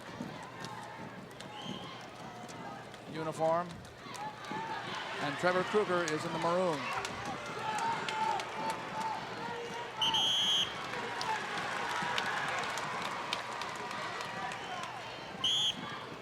We're beginning our coverage of 1A matches through the middle weights here in the rotation system. We've got Travis Morrow, like you said. His coach is Joe Studding. And there's Ben Scorpel, Doug Schwab at the 2A. Doug Schwab of the famous Schwab family from Osage. He's undefeated, going for the family's 6th title. And there at 3A, it's Matt Pence of Cedar Rapids Prairie wrestling Scott Vance of Charles City. We'll keep you up on what happens there. But our main match is at 1A, Travis Morrow against Trevor Kruger, and they haven't settled a thing here in about 50 seconds. Just as Kruger was looking for some kind of duck action, Morrow was dropping in on a single, and both kind of hit. Travis Morrow got here by pinning Tim Prunty of Wayne Corridon. Chris Helling was his victim in a technical fall in the next match, and then he beat Nate Trees of Green last night 7-5 in the semis. Kruger won falls in his first 2 matches against McMillan of Valley Elgin in less than a minute, Andy Kiger of Audubon, and then he beat Matt McEnany of Cedar Rapids LaSalle in a barn burner 14-10 last night to make his way into the finals. Morrow has not lost this year.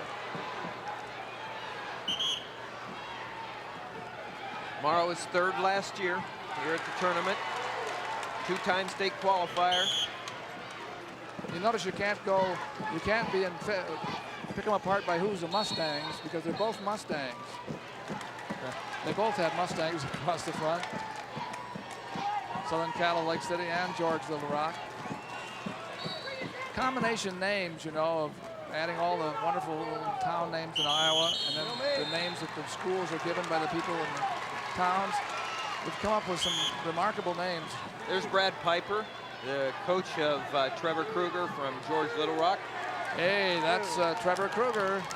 He got 2. He's made He's Coach the Piper underdog. pretty happy there with a takedown inside 10 seconds left in the match.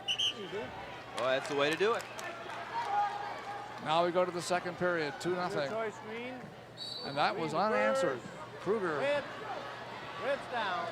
took undefeated Travis Morrow down. That's still for me now. Morrow a little frustrated with himself. He comes on top now. And Kruger on the bottom.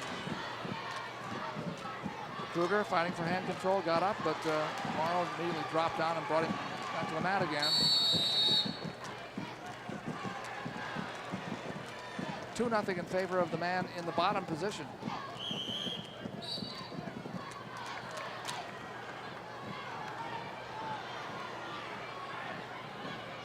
Morrow puts the legs in. You see, like they're working the Turk there. Yes. Obviously, one of his pet moves with the leg there, hoist the leg. Hit, alert. A minute and a half. So Morrow was the one that scored the takedown then in the last 10 seconds and got that 2-0 lead. And now is getting rid of. Yes, it was Morrow. That's right. That's right. Am I confusing everybody?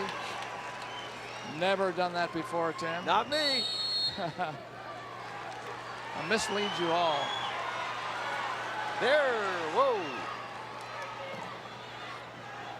Work up and use that. Kruger doing a good job of riding here. He's behind though. He's down. After Morrow took him down in the first 2-0. period with only 10 seconds left, he's really riding hard on Travis Morrow. Work up, you gotta open up underneath. 40 seconds to go.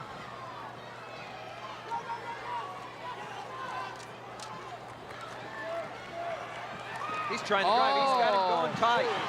Kruger now has the half Nelson. If he could get the shoulder.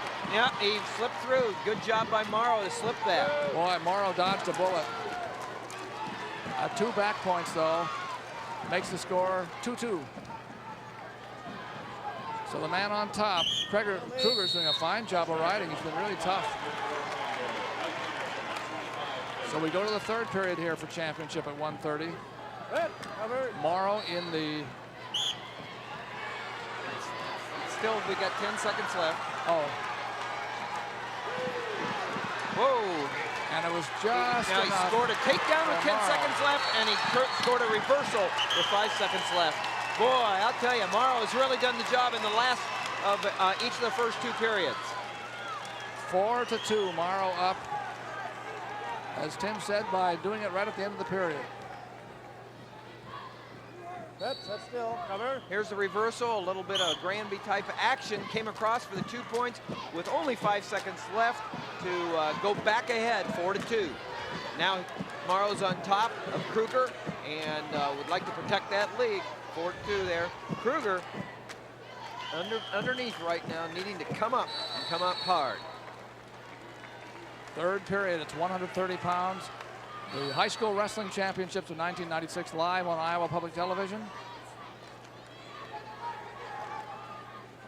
This has turned into a little bit of a scramble. Morrow able to come back and control the hips right there. As long as the hips are on the mat like that, you're not going anywhere. Kruger needs to get up back to his base and explode up, keeping his hips underneath him right now. When they're on the mat, he's no danger. You're too tight. You gotta loosen up. Let's go. Stalemate. Stalemate called by Bettendorf. Dwight Spangler. Dwight Spangler, official. No. You're too sloppy here. You got to get behind your That's a elbow. caution. Caution red. Now wait for it. For Morrow. Sit still now. You get set. We saw a state championship divided on caution. Decided on cautions tonight earlier. Not doing right. So you do have to watch yourself moving too quickly. Minute 10.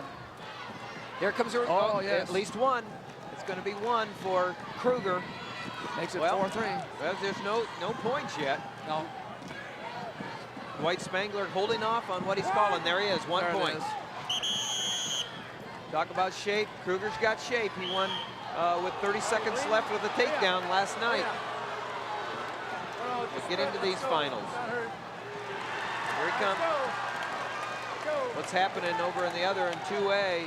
Doug Schwab with only 20-some seconds left as I had 13-3, trying to win the 6th Schwab Family State Championship from Osage. 4 from Mark, who went in the Hall of Fame tonight, and 1 for Mike Schwab. What a night for the Schwab family. We have 38 seconds, 37-36.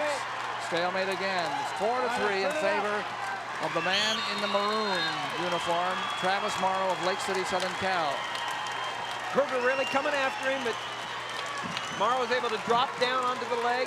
Now they break it. 25 And he's running out of time. He's got to do something. Kruger's got to not be allowed. Oh, Here there he comes around, but nice again. Morrow drops down the leg. That length helps him. Oh, this is an interesting position with only 10 seconds to go. No points yet. Trying to get up. A throw tried, but it was not possible. And that's going to wrap it up for Travis Morrow. Travis Morrow wins it and finishes undefeated, 35-0, and wins the state championship. So it's 6-3. He got the last takedown there. Travis Morrow defeats Trevor Kruger, who was a tough opponent. 130-pound 1A match. Good match. Very good match. We've got a good match in 3A as well.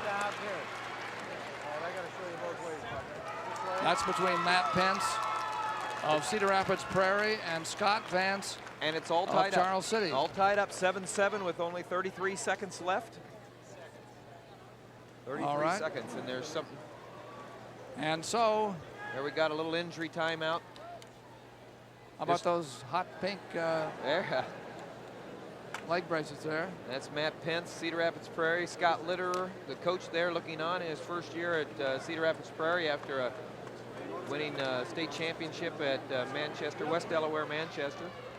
Matt Pence is a senior. He's 22-1. Scott Vance is 16-1 from Charles City, coached by David Williams.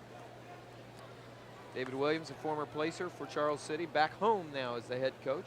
Kind of interesting. Last year as an assistant coach at Fort Madison, he coached against Scott Vance in the finals and won with Nick Flock. Now he's coaching for Vance, Charles City. And here they go, 30 seconds left. Doug Schwab won his championship, by the way, by beat Ben Scorpool. We'll have more about that a little bit later. Score is 7-7 between these two.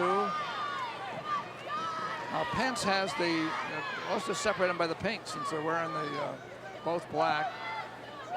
Pence has the little duck under action in on the leg and coming around here. That's Pence trying to get his two. No, here comes Vance. What a scramble. No. And it was the end of the period. And, end of the match. Here we go into the sudden death. Boom, Arlo Flagey. It happened too late. The first person to score wins in this 2-minute period. Arlo Flagey sends them back out again. And here we go, sudden death. Whoever gets the first point wins. That is Pence on the left in the pink knee guards from Cedar Rapids Prairie. His team has done very well here this week. Often does. Scott Litterer has to be quite happy about that. Putting the pressure on. Scott Vance putting the pressure on. Arlo Flagey calls it a stalemate, brings him back to the center. We're about a quarter of the way through overtime. And that's Coach David Williams from Charles City. Both these young men are seniors. Sudden death. Scott Vance qualified as a freshman and a junior, and here he is in the finals as a senior. And Matt Pence qualified as a sophomore and a junior, and he's here, and so they're trying to duke it out. That's Pence. Pence in on the leg. All he has to do is finish it up. They go out of bounds. Didn't have room to do anything there. Now the time is important. 58 seconds to go. Both of them say that their biggest accomplishment so far is making it to the finals. So they're excited about being here, and one's going to be awful excited here in a few seconds. Almost the same kind of move that Pence tried a little while ago there. The old boot scoot that's been made kind of famous by Lincoln McElravy, and that's what Scott Vance says his favorite move is, the boot scoot. 7-7 with about a half a minute to go.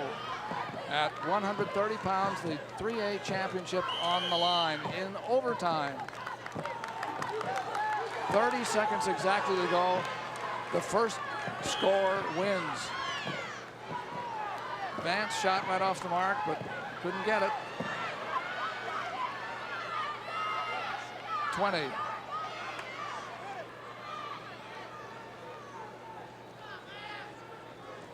Oh, heel pick. Pence going after it, but he's... I don't know. He may have it. Nope, couldn't quite pull it off.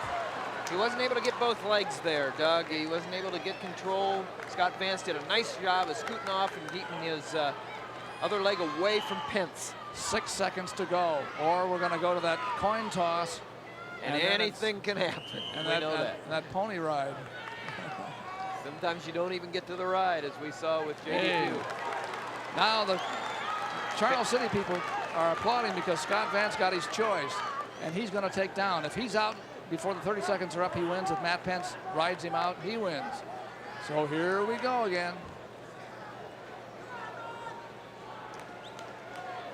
We have to wait for the clock to be set up to 20 seconds. They're letting it run down a second at a time to get down to 30 seconds, rather. There we go. On the whistle. It's as simple as if he gets out, he better watch the locked hands. He's got the legs in, that's big at this.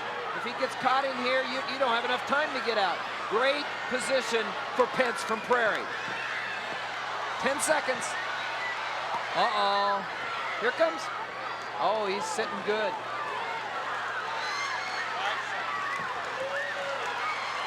Pence wins. Pence wins. So it shows you that the bottom man doesn't always win, by any means. They had to work 7.5 minutes. 8.5 minutes. 2-minute overtime plus that 30-second second overtime. The winner is Matt Pence at 130 pounds from Cedar Rapids Prairie. State championship. Coach Scott Letter. He has to field him. Yeah. He's had some state champions before, but got to be sweet in his first year at Cedar Rapids Prairie. And there's Chucky Harden, good wrestler. Let's have the awards at 1A for 125 pounds. Coach Mitch Anderson of Oakland Riverside. 6, Donnie Junger, St. Ansgar. 5th place, Chad Eberhardt, Dyke, New Hartford. 4th place, Nick Lenny, Belle Plaine. 3rd place, Darren Wilson, Alburnett. Runner-up, Tim Corey, Bondurant Farrar. And the 1A 125-pound champion from Oakland Riverside, Steve Swope.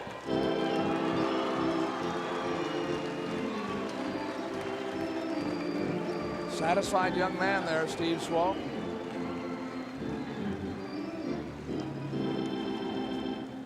He beat Tim Corey of Bondurant Farrar.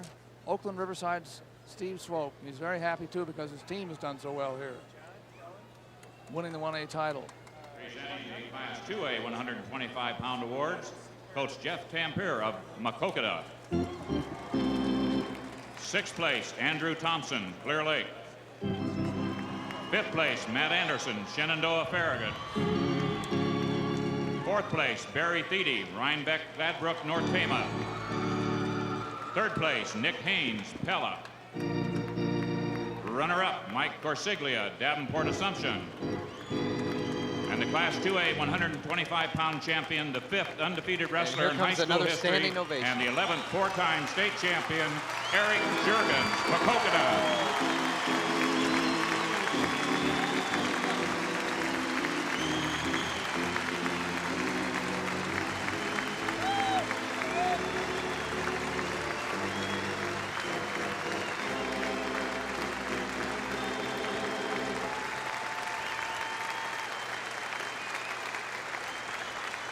There's the big win right there, and he says, wow, a big sigh of relief. Pretty soon you're gonna see his fist clench. Yeah, right there, look at those muscles tighten. He did it. Can you imagine that, going through a high school career undefeated in Iowa wrestling? Here's Coach Ed Birnbaum of Fort Dodge. 6th place, Chris Nelson, Spencer. 5th place, John Walker, Sioux City East. 4th place, Johnny Anderson, Oskaloosa. 3rd place, Wade Peterson, Urbandale. 2nd place, Ben Barnes, Johnston. And the 3A 125-pound champion from Fort Dodge, Mark Ryle. Congratulations to Mark Ryle. He's a 2-time champion. He had a year in between, but doesn't matter. Get back up there and come back. Well, his year in between, let's that go to loss Dean was Borg. the Jurgens. Here's Dean Borg. Call it Cinderella, call it persistence, or whatever you want to, but at 130 pounds in AA, Doug Schwab, who'd been 3 times in the championship ring here, had never won a state championship. He did tonight. Doug Schwab of Osage takes home the championship. Decisioning defending champion at 125 pounds, Ben Scorpel. Scorpel scored only 3 escapes. Schwab controlled the match entirely with 4 takedowns, a reversal, 2 near fall points. He wore a face of confidence all the way through it, and it just looked like he was going to win all the way, and he controlled that match. He was determined. 13-3 the decision, the champion, Doug Schwab. Doug? Thank you, Dick. Iowa Public Television's coverage of the 1996 state championships. I'm Doug Brown with Tim Johnson and floor reporters Dick Trotter and Dean Borg. We're at the 1A section of our rotation system here at 135 pounds. In the opening, Tim, you told us a little bit about Jimmy Rogers, who's an undefeated wrestler here from Oakland Riverside, who's in this match against Matt Sterling of Clarksville. Well, Sterling is a familiar name. He had 2 brothers, Dave and Steve, win state championships at Clarksville at this same weight, 135. So he's going to try to do what the family is used to doing when they get in the finals at this weight class. But Jimmy Rogers, 43-0, is a formidable opponent. There he is in the multicolored blue, white, and yellow. Jimmy Rogers, 120 wins in his career in a state championship and only a junior. Sterling in the maroon.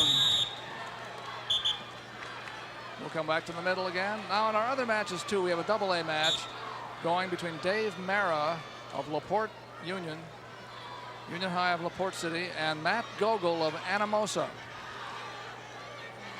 And at the 3A, boy, look what's going on here at 3A. And that's Nick Flock. That's Flock putting it to Troy Thompson from Des Moines, Lincoln. Flock undefeated, defending state champion. Right in here, man. Trying to get it done here. Well, we might just kind of stay on that as long as it's up. Yeah, he got away. That was a big start. Big start for and Nick that's what Flock. Jimmy Rogers is looking for right here, but there comes Clarksville Sterling in on a shot, but doesn't get past the arms of Jimmy Rogers. Only defending champion in the 1A field, Doug. Isn't that amazing? Yeah. Only one came back. We're getting used to this uniform though with Sure Riverside High School. Hey, Oakland. here comes Sterling again. Whoa! And he showed a lot of strength that time. Yes, he did. Jimmy Rogers is undefeated, but he just got taken down here at the beginning, with 40 seconds to go in the first period. The referee here is the referee of the year, Mark Ryland from Iowa City. You remember him as a wrestler maybe, and certainly as a coach. Eagle Grove. There's Mitch Anderson, the coach of the year for 1A. He was kind of nervous tonight, he said. I said, well, it'd be worse if you didn't have it all wrapped up. He's coming in with 4 finalists, and he's got the tournament wrapped up, and he can let the young men go out and do it. He doesn't have to worry about the gold trophy because they've got it. But his most successful wrestler, Jimmy Rogers, is behind here with 22 seconds to go in the first period. Matt Sterling has a lot of size, a lot of length, and he showed some strength on that takedown. Both juniors, both are going to be coming back. You never know, they may meet again, so it'll be interesting to see what happens here.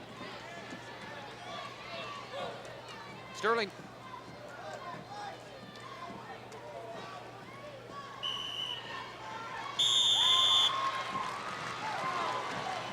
Earlier tonight, Tim had a chance to talk to Mitch Anderson, Jimmy Rogers' coach, and the coach of this champion team, Oakland Riverside. You received a great honor from your coaching peers. Coach of the Year. What's that mean to you, Mitch? It's a tremendous honor to me. The word peers sounds real good because these are guys that I've looked up to for many, many years, and I consider it a great honor to be amongst those guys with 20 years experience and 200 wins under their belt. This is only my second year, and it's just an outstanding feeling. Couple that with a state championship. Boy, that must be a great thrill for you, the team, and the community. Absolutely, it certainly is. And I was told that this is our first state championship of any kind at Oakland, or our community, so it's outstanding. Feels great. Congratulations to Mitch Anderson. His wrestler, Jimmy Rogers, just got his first takedown here with it's a minute and 10 seconds to go in the second period. But when Sterling of Clarksville escaped, he went ahead 3-2. Actually, we were saying Sterling dodged something there. He almost went on his back in that last takedown, and here comes Rogers again. Nothing yet.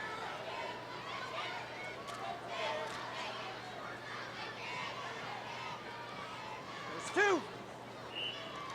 He gave 2 points. Marv Ryland gives 2 points to Rogers, Jimmy Rogers from Riverside there. Go back ahead 4-3. 4-3 for the 135-pound championship of the 1996 tournament. Set. Rogers 43 and zip. He was #1 last year at 119 pounds. 6th as a freshman at 112 pounds. He's got something good going here, Doug. We'll show you between periods the 1A standings as we have them now, the team standings. By the way, Rogers had his toughest match in this tournament in the quarterfinals against Brian Karsian of West Marshall. He won only 3-2. And it tells you something. He knows how to win under pressure. He knows how to win the close matches. And sometimes you get a little scared if you never have a close match. Matt Sterling just got away from him, though, and tied the score. So we have that happened right at the end of the period. Here are the 1A team standings. At this point, Oakland Riverside has it wrapped up. Columbus Junction and Highland Riverside in a battle for second. Kingsley Pearson in there. Monona MFL, Marmac. Wonderful high school names, all those towns. But here we go. Now that's Rogers on the side of the mat. He is in a tough battle here to stay undefeated this year. Matt Sterling of Clarksville is tied with him 4-4, and Sterling starts on the bottom. So Rogers says, I'm not going to try to ride you. I'm going to just let you go and go behind and count on taking you down. But they've traded takedowns. Good scrapping by both these wrestlers here. They're both getting after it. They're both trying to win this match. It's 5-4. Sterling ahead. Like we said, trying to follow his brother's footsteps. Steve and Dave, who both won state championships for Clarksville at this weight, 135. Now bear hug by Rogers, but it's out of bounds, I think. It happened a little bit too close to the edge. But you can see how dangerous he is when he gets in that position.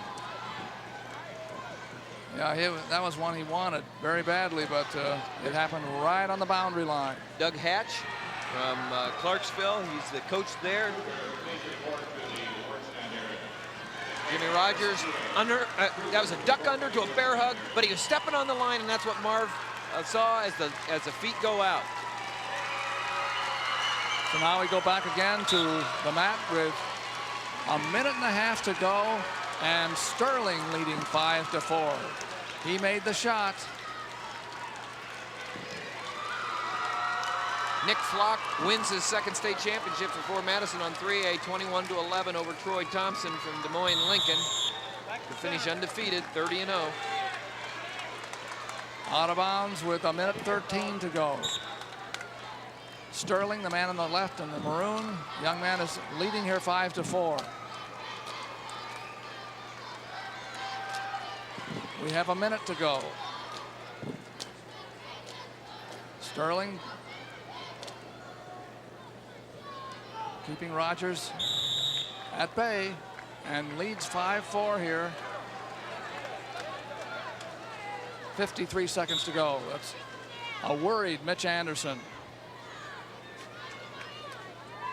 as his undefeated star wrestler, undefeated Jimmy Rogers, trails here with about 40 seconds to go. He's got a good track record against Clarksville in the finals. Jimmy Rogers wrestled Tim Baker last year from Clarksville in the finals and beat him for his championship, and now he's going against Sterling from Clarksville. So there's Rogers in on the leg. Yeah, nice shot, single, and now he's trying to cover up. He's trying to keep that whizzer, although he gave the two. That's two. The whizzer's in, but Marv Ryland says that Rogers has control. Now it's 6-5 with 21 seconds to go. Double shot, off to the single. Gets up to his feet. Good technique, drives through, trips. Now he's going to try to cover the hips. He does, he gets the two. Big takedown, puts him back ahead 6-5 with 21 seconds left. It's a big ride. Oh, I don't know. Rogers is talking about letting him up and then taking a tie and then going for a takedown. Either that or just starting. He is going to take a chance here and go for a takedown rather than ride him out. He likes his chance on the feet. He didn't want to. Whoa! Oh, whip over. And he's in. All he has to do is hook. He got it. He got his arm out and won. You see that? He's ahead 6-5 with 19 seconds left. He lets him up to win the state championship, takes him down. Wow. It's real confidence. That's confidence is right. There's a state champion, two of them. He's going to go for three next year. Jimmy Rogers from Oakland Riverside, a champion team. That was a toughie, though. Let him up. There's the underhook, whip over there, steps all the way across, tries to hook in his leg, he does. As soon as Marv Ryland says he's hooked, he gets his 2 points. Let's go to the award stand at 1:30.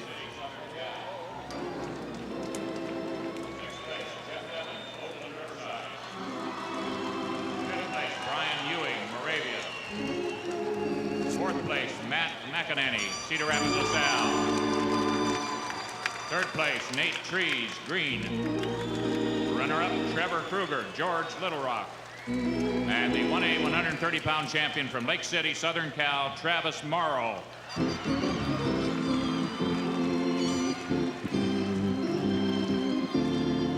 Travis Morrow. Happy young man. Now we have the 2A top 6 at 130 pounds. Presenting the Class 2A 130-pound awards, Coach Bruce Gast of Osage. Sixth place, Corey Beckman, New Hampton. Fifth place, Corey Stanley, Wilton. Fourth place, Frank Marchant, Humboldt. Third place, Ben Thompson, Shenandoah Farragut. Runner-up, Ben Scorpel, West Liberty. And the 2A 130-pound champion from Osage, Doug Schwab. He's a happy young man, black eye and all, because he just won the 6th title in the Schwab family of Osage. Next, AAA at 130 pounds. These are the top 6. Presenting the Class 3A 130-pound awards, Coach Scott Litterer of Cedar Rapids Prairie. 6th place, Lannis Jordan, Waterloo East. 5th place, Rick Healy, Dubuque Senior. 4th place, Josh Dorothy, Mount Pleasant. 3rd place, Nick Mitchell, Johnston. Runner-up, Scott Vance, Charles City.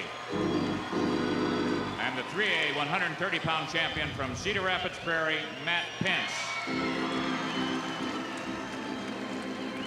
Matt Pence won in overtime. Dean Borg, tell us about one we missed. 135 pounds, double A.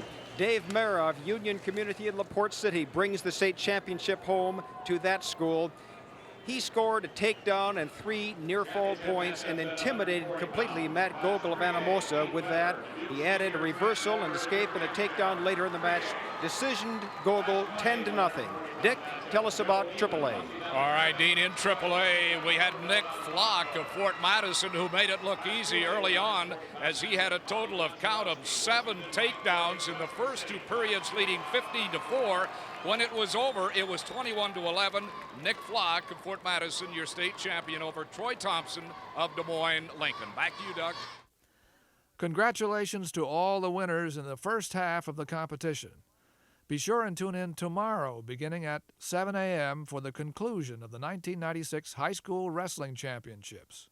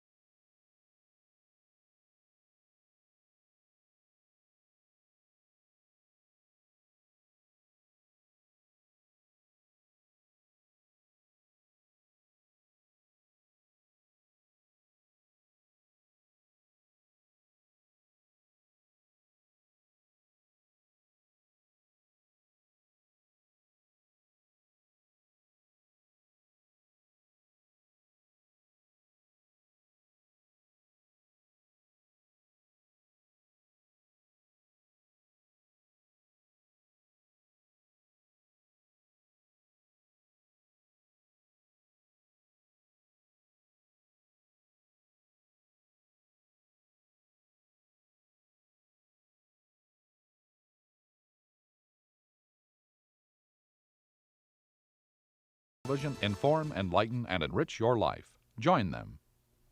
The Iowa High School Wrestling Championships are a 70-year tradition that provides memories for a lifetime. There have been 10 four-time winners we've witnessed. We've seen the Young Turks who've gone on to greater stature in the collegiate ranks. It's where competition is the keenest. The finishes are often gut-wrenching. And the emotion leaves coaches, wrestlers, and fans completely drained. Get ready for the biggest and the best high school wrestling tournament in the country. It's the 1996 Iowa State Championships, next on Iowa Public Television.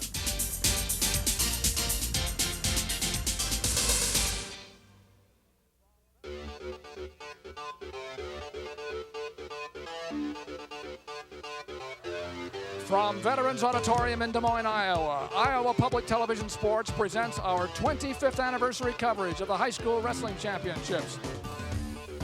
Hello, I'm Doug Brown, welcoming you to the rebroadcast of the 1996 High School Wrestling Championships. Yesterday, we carried the first half of the competition. Today we have the upper weight wrestlers and the conclusion of the tournament.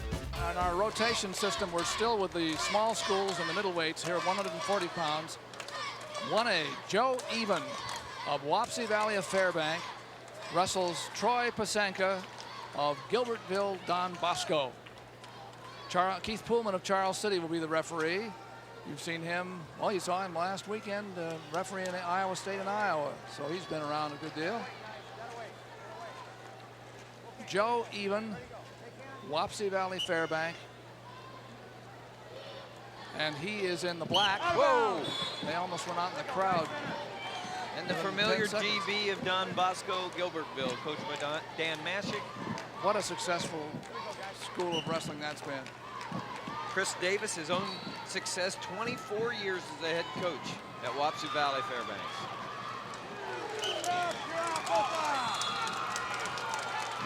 '26 for Dan Mashik at Don Bosco. A couple of veterans that have been around for a long time. Joe Even moves in, but a tough whizzer by Pasenka. Stops that attempt. Now at AA in this weight, 140, we have Bobby Goncharowski, who is undefeated from Washington, wrestling Mike Fertig of Webster City. And at AAA, Keith Weber of Dubuque Senior meets another Dubuque wrestler, Trent Moore from Dubuque Hempstead. So that's the second all Dubuque final we've had tonight.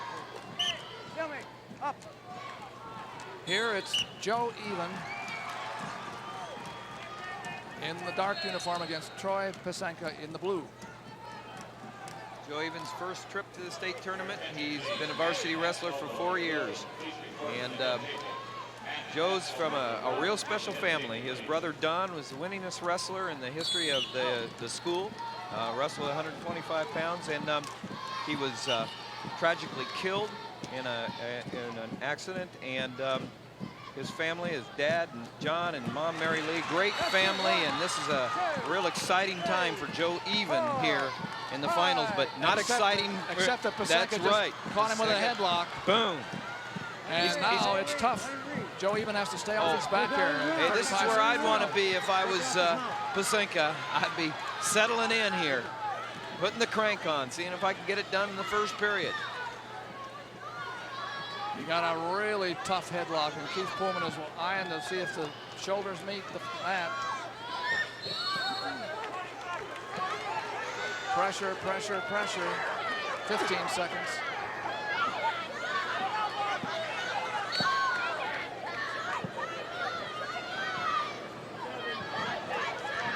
Still not there. 2 seconds, 1 second. Oh, he lasts out. A three-point near fall by Troy Pasenka, Gilbertville Dos Pastos. In on the shot, but he just got caught right there by a great headlock by Pasenka, and to the back, big 5-point move. Man, that you go from 0-0 to 5-0 just that fast. Now it's a 2-minute second period. Who wears out the hardest in a situation like that, Tim? Well, I tell you. Oh, here comes Even. This is what he wanted to do the first time. The Don Bosco, young man from Don Bosco, he's sitting in there, he's struggling. I mean, he's trying to tighten it up, but man, the other guy's fighting for survival, and I would say that Even has to really come back now and catch himself and say, okay, let's start over. I've spotted him 5, and let's get after it. By the color of his face under there, a deep purple, you know he's working pretty hard. Here we go with 1:47 to go in the second period. Contrast in styles and stature right here, in on single. And he just got nothing yet. There's almost, but Even doing a good job. Oh, Even strong. He's strong. He's a Melkin kid. He's got good grip, and he's really I mean, you know, their family's a Melkin family, and you get strong that way. You mean you just don't go over and turn on the machine? That's right. No, you get out there. Oh, here comes Pasenka, though. Even's whizzer is holding it off. Oh, fill up, Mike. Fill up, guys. We have now 1 minute and 10 seconds to go in the second period. Don Bosco's Troy Pasenka is up by 5. A big 5-point headlock move. Almost pinned even in the first period. Hasn't slowed even down. Even very aggressive. He'll shoot at you. He keeps coming at you. Action. Out. Center, guys. Sit right there. But 5 points to make up here. 49 seconds to go, second period. There's Dan Mashik right there. He's happy with how things are going so far in this one. 2 different physical types too. Pasenka more rangy. Joe Even, as you said, very chunky, strong, very powerful. Yep, you're out of bounds, right there. Both out. Even when he gets the underhook and he tries to jack it up there, there's Chris Davis, 24 years, and the glass is right there, 24 years. He came to Wapsie Valley as the head coach and never left. 20 seconds to go in the second period, and still a 5-point lead on a 5-point headlock. Wait, center, guys. Takedown and near fall by Pasenka. 15 seconds.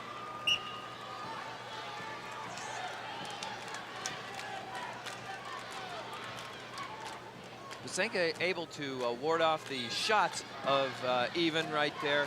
Because of his length, he's able to snap him down and get on top of him. But right now, Even's trying to come back with a quarter Nelson there, but time runs out, third period. This is down. Last period coming now, 5-0. Now here's Even coming up there, and he needs to score some points right now. And here's his opportunity. Boy, he wishes he doesn't dare think that way, but he'd love to have that headlock back. He's a senior, 34-7 this year. 5-1 now. He's behind by 4. He's won over 100 matches in his career, but this is his first trip to the state tournament, and he's come all the way 3-0 in this tournament, and here he is in the finals. He won 3 decisions to get here. The last night he beat Jared Keith of Eldora New Providence. But here comes Nothing yet. Pasenka again. Bounds, both up. No control. Looking really tough here. Pasenka being patient here because you can see Even what he wants is that double leg, get into that bear hug position. He wants to use his strength. He's trying to get double leg, but he's not clearing the arms. Got to create that opening before he can shoot it. Yeah, Evans is coming straight in, and here, nice little kind of a duck under attempt. Well, right, he pumped the head there, dropped to the side, and came around, used his length, and got the 2. No, didn't get the 2 points, but that was a good move. 5-1 in favor of the man in blue. Pasenka, Troy Pasenka of Gilbertville, Don Bosco. Brooklyn red. Brooklyn dead. Out of bounds, restart. Start again in the center. Clock ticking away, but moving down toward 1 minute left in the match. And I'll tell you, Even's not going to give up on that shot, is he? He's going to keep coming. That's right. Double. He's in now. Now this time he's up to the bear hug. But a wicked wizard. Let's see where this one goes. Whoa!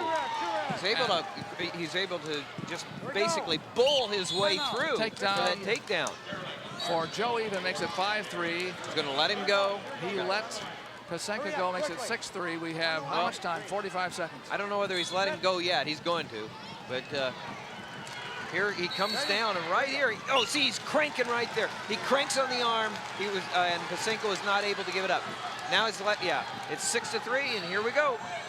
Nice inside trip by Pasenka, but he wasn't able to get it. Whoa! Oh, Evans came back in bounds, and he got the takedown. And is trailing now by 1. That's a let up. That was a let up by Pasenka. He had the takedown. He was at the edge, and he let Even come back in. You got to give credit to Even there. He's never given up. Came on the outside, coming around, knees are in, 2 points. Okay, now he lets the man go to try to take him down. 25 seconds to go. A takedown ties it. If Pasenka can hold off Even or take him down, he wins. Here comes. Whoa! And the Wizards saved Pasenka with 5 seconds to go. 5 seconds. Overhook. Well, he got in there. It looked like for a second he was going to make the job, but that's a warning. Back up, guys. Right here. I suspect that Pasenka can afford that with 3 seconds to go. Break it, guys. Have Oh, they got him. There's one, but it's going to be too little too late. That penalty point for fleeing the mat goes against Pasenka. That's it, guys. Right here. And it's a 7-6 win for Troy Pasenka. Joe I'll tell you, he came back from 5-0. You're right, Doug. Wow. What a comeback. Great championship, great move by the Don Bosco to win the championship, but even great fight. Gilbertville, Don Bosco. Troy Pasenka. Let's go to 2A now because that's still going between Bobby Goncharowski of Washington, undefeated in 34 matches, and Mike Fertig of Webster City, whose team is in 3rd place in the championships. And Webster City is in the purple, Goncharowski, Washington in the black.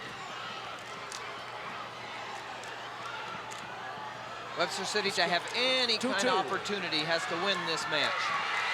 It's 2-2 in the second period. Takedown for Goncharowski right at the end of the second period. Going right into at the end of the 4-2. So now it's 4-2 in favor of Goncharowski, coached by Tim Balvance.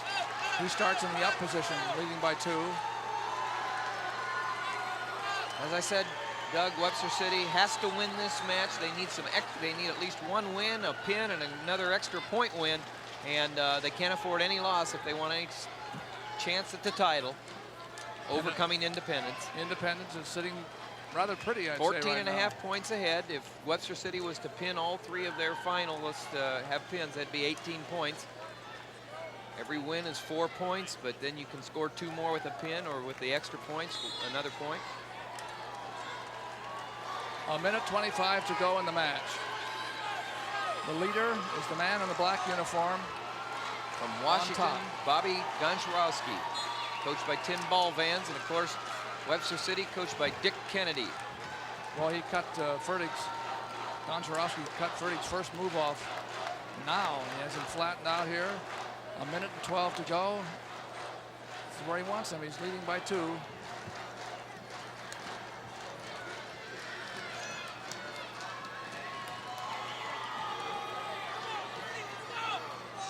Fertig underneath, needs to get out. He has 2 points to make up here, and we're in the last minute now.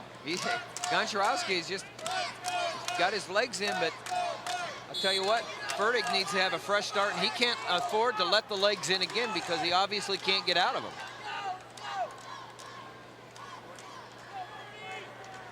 Fertig in the down position with 47 seconds to go, and Goncharowski, I think, moved a little bit too fast. Or was it? No, it's Fertig. Caution. Boy, he's got to come up. Goncharowski knows what to do right now. He says, let me put my legs in. This is working. This stuff's all right. He's leading by 2 with about 30 seconds to go. Good tight waist, good arm control right here by Goncharowski from Washington. Now there is a warning, and I frankly didn't see who called. The man on the bottom, Fertig, has to get out, and there are 20 seconds to go. It's tough when you're down flat in your face, and that's where Goncharowski is keeping him in this last period. 10 seconds to go. And Goncharowski, only a junior, looking to win. Both these young men, only juniors. They could meet again, but it's 4-3, and it's going to be a championship. 1 second left. All Goncharowski has to do is step to the middle.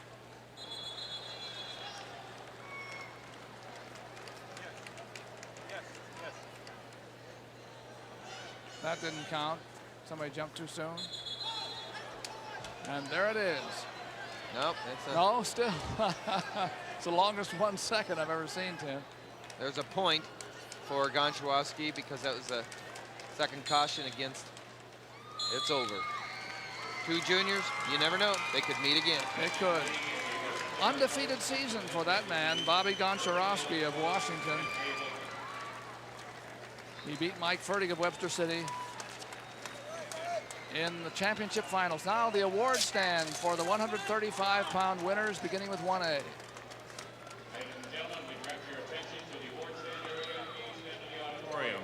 Presenting the Class 1A 135-pound awards, Coach Mitch Anderson of Oakland Riverside. 6th place, Drew Achenbach, North English, English Valleys. 5th place, Kevin Knutson, Lake Mills.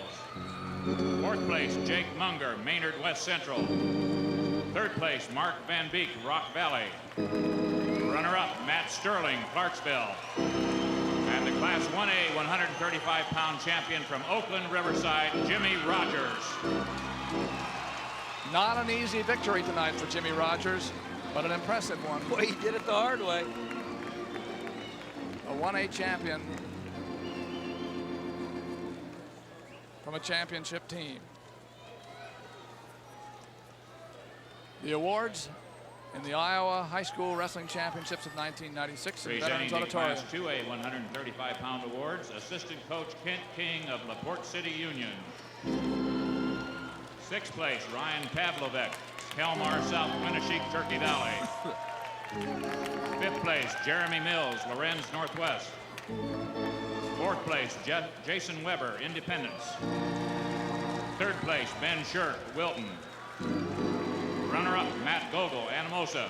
And the Class 2A 135-pound champion from LaPorte City Union, David Mera. Attaboy, David. State champion, 1996. Well, that isn't all that high a stand, but I'll bet it feels like the top of Everest up there. You know, you took a lot of work to get there. Those last couple of steps are just the easiest thing about it. 135-pound awards, Coach Mike Riley of Fort Madison.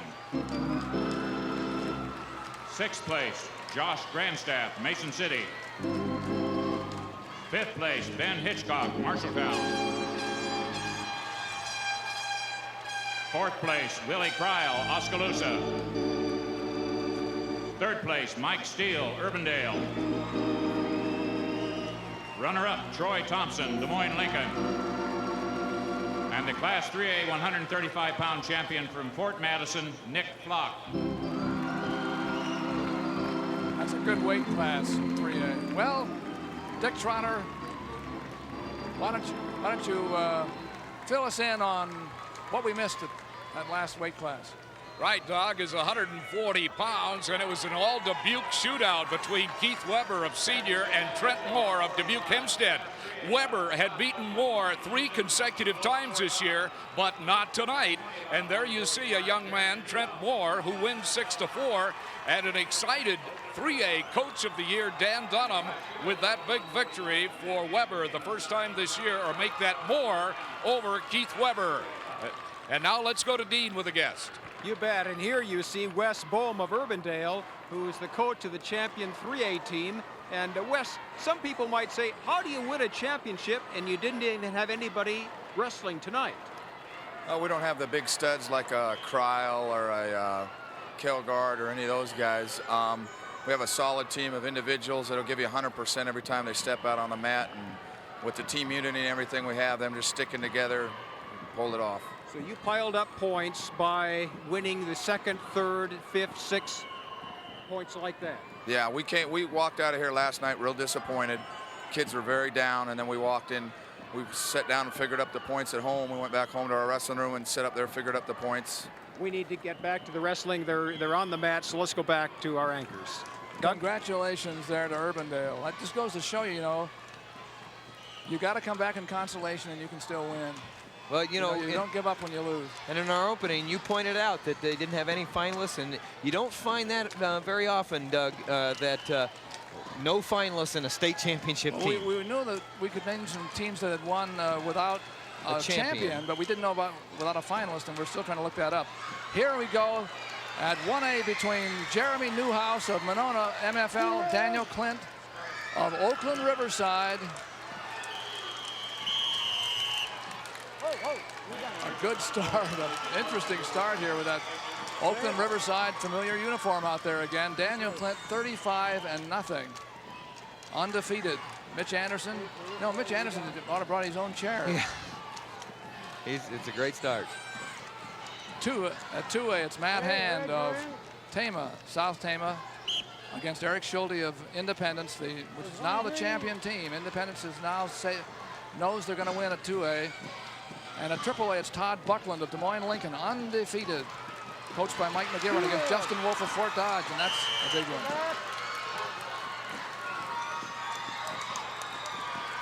That's a big takedown by Newhouse. And in on a single leg, cuts off to the double, trips him over, gets him before they go out of bounds. 2 points for Newhouse. Boy, he came to wrestle tonight. He's probably the underdog because Clint's undefeated. But Newhouse is up 4-2 now. Clint's won 107 matches in his career, and he set the school record this year for pins when he won his 100th match this year. He beat some good people. Well, I was going to say he beat Bobby Forcine, who was ranked #1, unbeaten from Columbus Junction. He beat him in the quarterfinals 7-3. Earlier this year, he had beaten Mark Dunbar, who last year was #1 ranked on the 2A level. Another single, cut to the double. Boy, great takedown, man. He's getting his way. Newhouse, what a great shot. Newhouse is taking it to Dan Clint. He's up 6-2.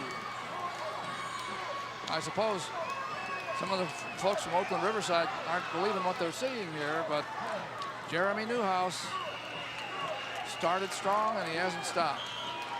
Well, MFL Marmac, they had a great district. They won the district championship, and Jeremy Newhouse, he's won 111 matches. He was a state qualifier last year at 140. Won a match, but didn't place. But his highlight, he says, is making the state finals and setting a new career record for wins and pins. So both of these wrestlers have the career records of their school for pins. Look at that. In a single, double, and trip. He's got it down. He's going to patent it. Boy, that hurts. That was a great first period for Jeremy Newhouse, who leads 6-2. Newhouse says he's going to wrestle next year in college, and it's going, his college of choice is University of Northern Iowa. That makes the score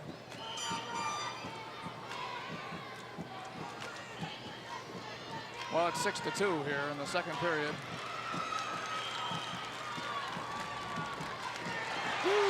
Here comes Clint. Here comes your Peter. Oh, holy cow. How to turn it around. My goodness, and he says, I want it now. You can just see that intensity. He's behind by 4 points, but he has Newhouse on his back. Gene Luttrell, the official, looking closely. Couldn't keep it. Big. 3-point near fall, 5-point move. Boy. These guys can both explode. We've seen 2 wonderful takedowns by Newhouse. Here's the replay. Danny Clint, double overhook, trip to the back. You often see heavyweights do that move. Here they are at 145. Clint needed that because he was behind by 4. Now he's ahead by 1 after the escape, 8-7. Newhouse, Northeast Iowa. Clint, Oakland Riverside. Well, they just keep coming from Oakland Riverside. Clint looks like he's feeling a little better now. Yep. Positioning's real important here. You get out of position, you're going to suffer the consequences no matter which wrestler you are right here, because both of these guys are lethal. Both of these guys have good shots, good attacks. Gene Luttrell takes him back to the center again. You're watching the championship finals of the 1996 high school wrestling finals with Tim Johnson and 4 reporters, Dean Borg and Dick Trotter. I'm Doug Brown.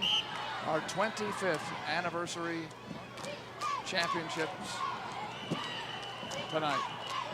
We enjoyed it. It's been a great run, and this is one of the best finals we've had, I think. Newhouse came underneath, but Clint is looking strong now. No, it was almost as if he needed a little something to get started. But Newhouse took him down 3 times early in the first period.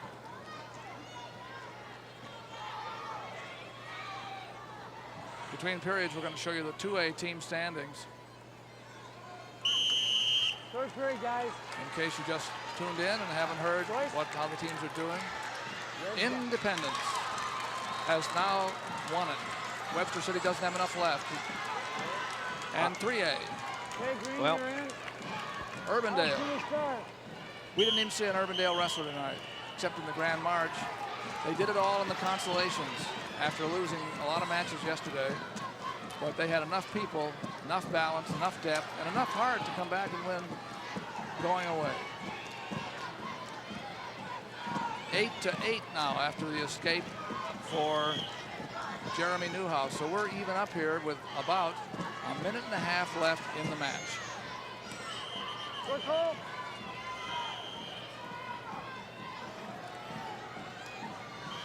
See Newhouse trying to stay out of that situation with the overhooks and underhooks where he can get tripped. Keep it in the circle, guys. Don't back out. That's a little bit too quick, I think. Crossing green, wait for the whistle, wait for the whistle. We've seen a lot of quick moves tonight. Their people are ready, anticipating the referee's signal. It almost tragically cost a state championship in the lower weights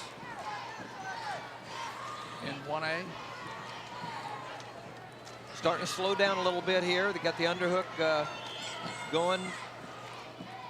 Jeremy Newhouse trying to look for that position where he can find the opening and get in on that single. Both of them kind of hanging on now.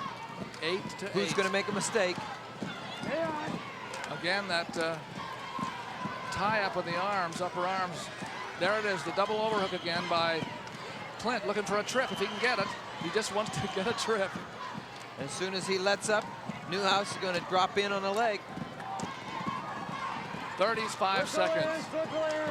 Come on, guys, circle.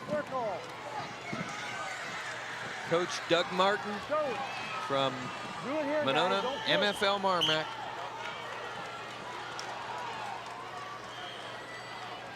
How are they going to settle this? Less than 30 seconds to go. It's 8-8. Each man had a run. Newhouse started it. 3 quick takedowns.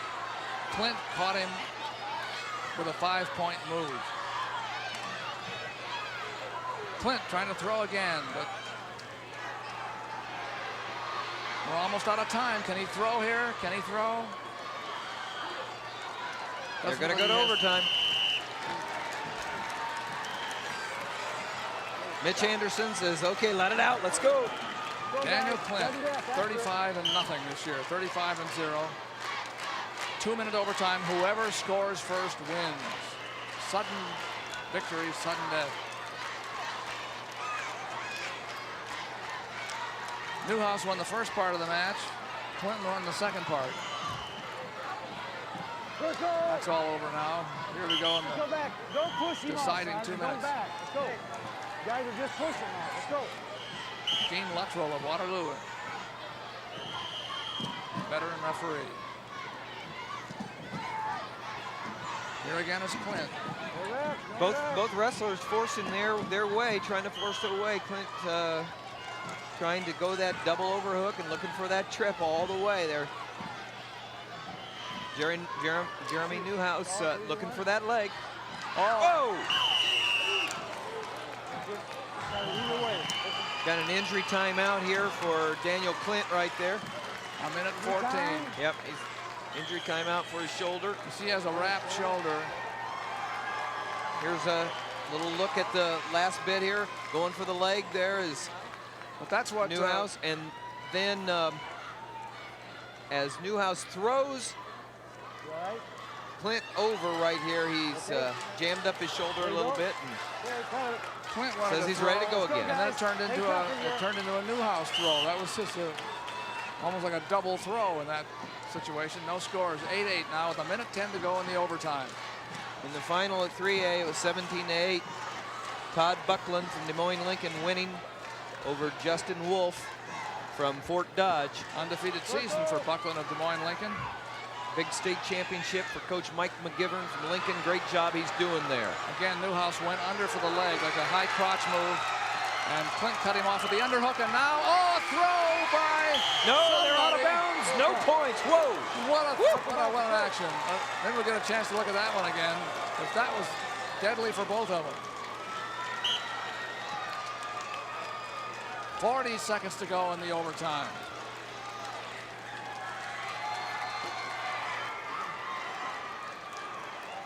Jeremy Newhouse in the blue from Monona, MFL marker. Daniel Clint from champion team Oakland Riverside, undefeated in the black. On AA, Matt Hand won the championship. Tama South Tama over Eric Schulte from Independence. Will catch up. Oh, 2 points by Jeremy championship. Newhouse. Jeremy Newhouse wins it. And he Coach stopped Doug Martin the undefeated streak. Woo! There's Doug Martin. He's excited. Terrific job, movie. guys, both of you. Great job. Great job. What a great match between those two. Hey, they want some How pictures. about that? Jeremy I Newhouse. think they want a picture here. We're getting Little duck under, comes behind, has control. The referee sees it all the way. His It's toes in. are in. 2. Wow. That's the way he started the match. Great match between Newhouse and Clint. At 145. Well, let's go down to the awards for 140. Awards, Coach Dan Meshik and Gilbert Beldon Bosco. 6th place, Chris Smith, Monona, MFL Marmac. 5th place, Jared Keith, Eldora, New Providence. 4th place, Matt McBride, Rockford Senior. 3rd place, Brent Sweeting, Highland Ainsworth Riverside. Runner-up, Joe Eben, Wapsie Valley Fairbank. And the Class 1A 140-pound champion from Gilbertville Don Bosco, Troy Pasenka.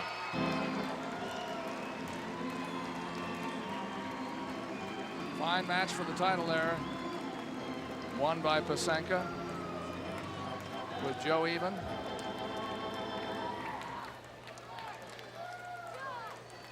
Two A's coming up now.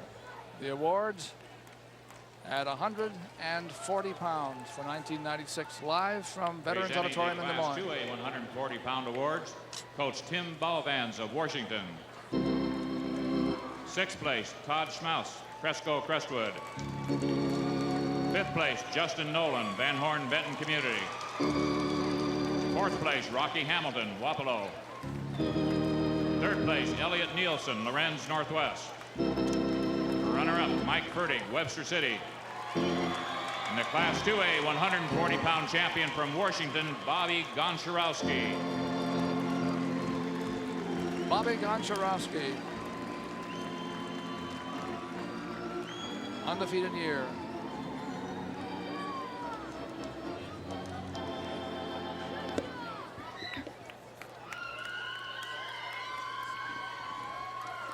Now we're going to 3A. Presenting the Class 3A 140-pound awards, Coach Dan Dunham of Dubuque Hempstead. 6th place, Cree Pottorf, Iowa City West. 5th place, Aaron Vosmek, Cedar Rapids Prairie. 4th place, Cliff Thompson, Urbandale. 3rd place, Matt Madison, Johnston. Runner-up, Keith Weber, Dubuque Senior. And the Class 3A 140-pound champion from Dubuque Hempstead, Trent Moore. Hey, that's the second good shiner we've seen up on the top there. Trenton Moore is very happy to take it home with him because he has a big medal to go with it. Let's go to Dean Board. 5 pounds, AA. Matt Hand's brother Wes and his uncle Stacy had each placed 3rd as juniors. The 2 other family members were not to be champions. Could Matt Hand of South Tama do it tonight? Yes. At 140 into the first overtime, he scored the takedown over Eric Schulte of Independence, and he won that championship 1-0 in that overtime. Dick, AAA. All right, Dean, in AAA, Todd Buckland, that's Buckland of Des Moines Lincoln, made it look easy tonight by defeating Justin Wolf of Fort Dodge by the margin of 17-8. I asked Coach Mike McGivern the last time Lincoln had won a state title. There you see Mike and Todd, and he said, I don't know, and I've been here 11 years, so it's got to be a while. Let's go back to you, Doug. Thank you, gentlemen. We're going to go to 152 pounds now, and we're going to shift classes. We're going up to 152 in the rotation system that is on a 3-year arrangement from the Iowa High School Athletic Association, so we can be fair about it over the years. Sometimes you see your greats, sometimes you don't. And we're at 2A now for between Steve Scheckinger of Harlan Community and Jeff Friedhoff of New Hampton. Now I'm hearing the name pronounced Friedhoff, even though it's spelled in the old German way, E-I, so if I'm wrong, we doing the best we can get. Jeff Friedhoff of New Hampton, 34-1. Take it back up. Steve Scheckinger of Harlan Community. Arnold Flagey is the official. Take him on. That's Red's one. 2-1 after the takedown by Scheckinger and Jeff Friedhoff's escape. In the 1A class, we have Tim Kelly of New London wrestling Kyle Sargason of Kingsley Pearson of Alliston Bristow. Kingsley Pearson has never won a title. Still looking for one. And up at the heavy in the AAA division, of course, this is one of the outstanding wrestlers in the country. Council Bluffs Lewis Central's David Kelgard, who is looking like he's just about to pin Todd Gellner, unless Gellner can come out as he did. So it's Kelgard leading 4-1. We'll keep an eye on that. Scheckinger leading 2-1 for Harlan over New Hampton's Jeff Friedhoff. And Friedhoff coached by a friend of mine, Larry Straw, who is back into coaching after a number of years out. He was the head coach at Mount Vernon from 1966 to 1977, and now he is in his first year back as a head coach in his hometown of New Hampton. Move in. Good shot there by Both up.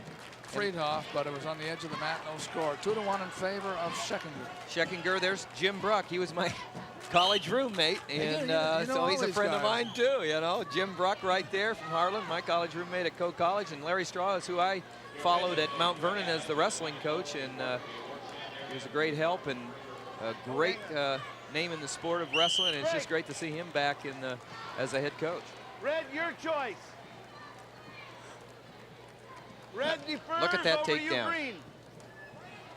In on the single, Green cuts says off to the neutral, double, both up. drives through, picks up, Got it and done. gets it done. 2-1, okay. Start the second period, and the choice is up. And here comes Friedhoff behind. He'll have to take the man to the mat. No takedown. One now. Off the mat. One. That's a point because Off the mat. One. Scheckinger of Harlan Community was judged by Arlo Flagey to be leaving the mat to avoid being taken down, so it cost him a point. Okay, let's go. Sounded like a good idea to me. 2-2. Friedhoff of New Hampton in the red. New Hampton having a good year this year. You know, Larry Straw said, you know, he hadn't coached for 17 years, but the school needed a coach late in the year. In September and October, he agreed to fill in until they could find an acceptable candidate to take it. I think they've probably found an acceptable candidate. And he looks like he's having fun. New Hampton. There years and years ago, there used to be one of the most fascinating little cafes in Iowa called Little Butch's up in New Hampton where people stopped all the time. I remember that years ago. Anybody else remember that? Well, Larry might. Larry's a high school graduate of New Hampton. Now he's back home. Here's the last minute of the second period. It's 2-2 between Friedhoff of New Hampton and Scheckinger of Harlan Community. 2-2. Friedhoff in good shape. Yeah, he gets a takedown for two. Goes ahead 4-2 with 40 seconds left in the second period. Okay, get off the side. Friedhoff wrestled in both the Iowa Junior National Greco-Roman and freestyle teams last summer. He's going to go to either Luther College or Iowa State. He's a senior with a 34-1 record. Kelgard just won his third title with a fall, which is not surprising. He's pinned 37 out of 38 people this year, I think, something like that. Like I said, recruiters from all over, whether it's Oklahoma State, Nebraska, Northern Iowa. We'll show you that pin, too, by the way, when we get a chance. Well, I know tonight here, we saw Tim Newman of Nebraska. Of course, Barry Davis is here. He's the coach at Wisconsin now. Red's down. There's Kelgard's whip over right there, and he This way. catches him tight, and it's going to be bye-bye right there.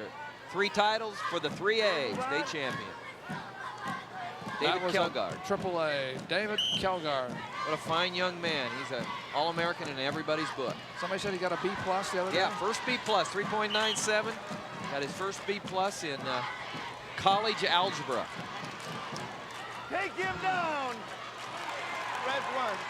5-2 as Friedhoff gets out with 1:40 now to go in the match. We're in the 3rd period here. The 2A Division Championship Move in. of Iowa High School Wrestling from Des Moines. There, Whoa. Friedhoff looks tough now. Friedhoff stopped the shot of Scheckinger and was able to come around, but no points there. Scheckinger's got to watch that. Friedhoff wants to be on his feet right there. He thinks he can handle Scheckinger that way. Scheckinger tough on top. He's a 3-time state qualifier. He qualified in 94 and 95, but didn't place. Here he is in the finals, 106 wins in his career.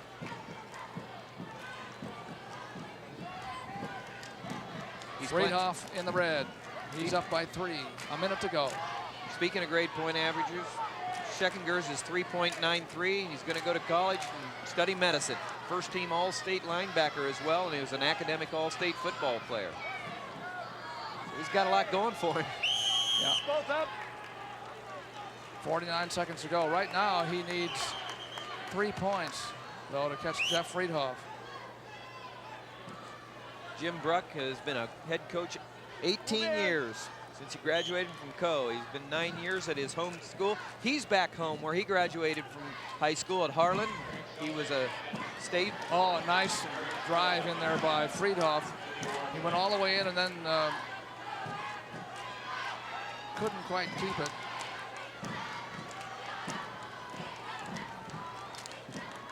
Friedhoff lost his head guard, and Arnold Flegge's going to have him put it back on again with 19 seconds to go. A 3-point lead for Friedhoff. With There's 19 Larry seconds. Straw.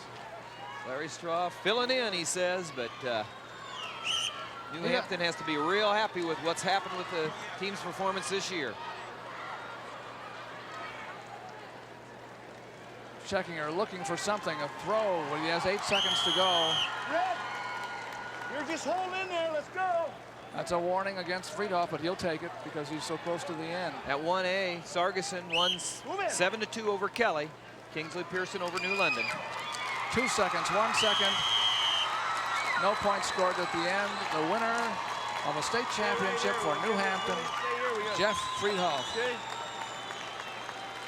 Good job. Good job by Friedhoff. Real excited. Absolutely. No, that's not. And David Kelgard just won his 3rd title too. We know about there, but there's Friedhoff from New Hampton get excited. Coach Larry Straw getting his first state championship in a long time after 17 years out of coaching. Good to have you back, Larry. Let's get the awards at 1:45. Marmac. 6th place, Kevin Weber, Gilbertville, Don Bosco. 5th place, Travis Jaden, Pocahontas area. 4th place, Chris Smith, Sumner. 3rd place, Bobby Forcine, Columbus Junction. Runner-up, Daniel Quint, Oakland Riverside. And the Class 1A 145-pound champion from Monona MFL Marmac, Jeremy Newhouse. That was a big win in a terrific match. Great match. Well, I mean, you know, that's what you just a state championship match, won in overtime, and take down on the edge of the mat. A lot of sportsmanship there too. Yes, there was. By Dan Clint, gracious loser.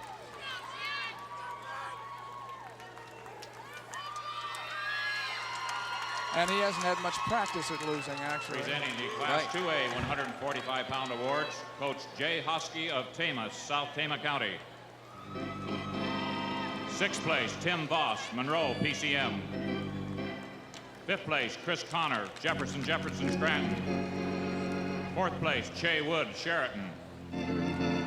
3rd place, Mark Dunbar, Osceola Clark.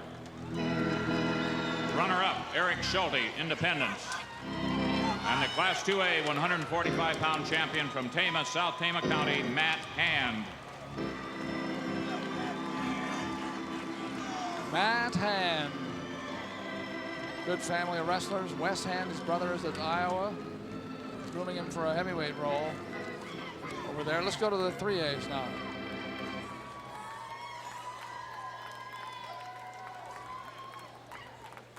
Presenting the Class 3A 145-pound awards, Coach Mike McGivern of Des Moines, Lincoln. 6th place, Trevor Endicott, Glenwood. 5th place, Rich Mowry, Indianola. 4th place, Luke Voss, Pleasant Valley. 3rd place, Nate Burkert, Quentin.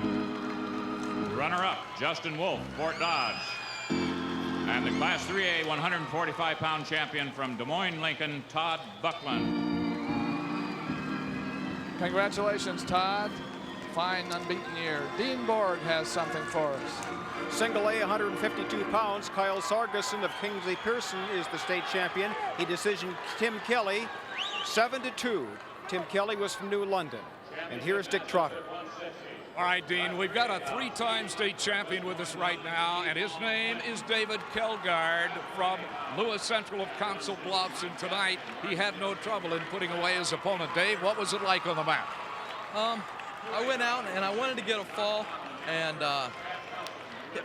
my opponent did a real good job. He stayed real low, and I had a hard time getting in and taking some shots on him. And in the second period, he started opening up, and then that's when I was able to do that snap down to the half. All right, and I think we're going to see this on the monitor. Go ahead and tell us about it, Dave. I snapped him down and then threw that arm over, got my hips underneath his, and then I just cinched up the half. And I know you not only take great pride in winning matches, but also the academic field. Yeah, I put a lot of stress on academics ever since I've been little. My parents and family have always stressed academics, and I work real hard in my grades, and because I know that's going to take me places. All right, thanks very much, Dave Kelgard. Congratulations for Lewis Central on your victory over Todd Gellner. Now let's go back to Doug. I don't know if there's a prospect in the country that college coaches are looking at any harder than David Kelgard. No, he's, when you talk about top, you're talking about David Kelgard. Now we're at 2A, 160 pounds between Scott Kaufman of Emmetsburg in the yellow top and Chad Rowson of DeWitt Central, who just took him down in a good scramble. Rowson 32-4. He's a senior going against sophomore Scott Kaufman, who's 39-2. And he was a qualifier last year as a freshman. He had 3 tough matches here. Second, actually, last year. They were all close, but the last one was a great one. He beat Matt Graver of Davenport Assumption, who was defending champion, 13-12. Well, Kaufman, of course, a great name out of Emmetsburg.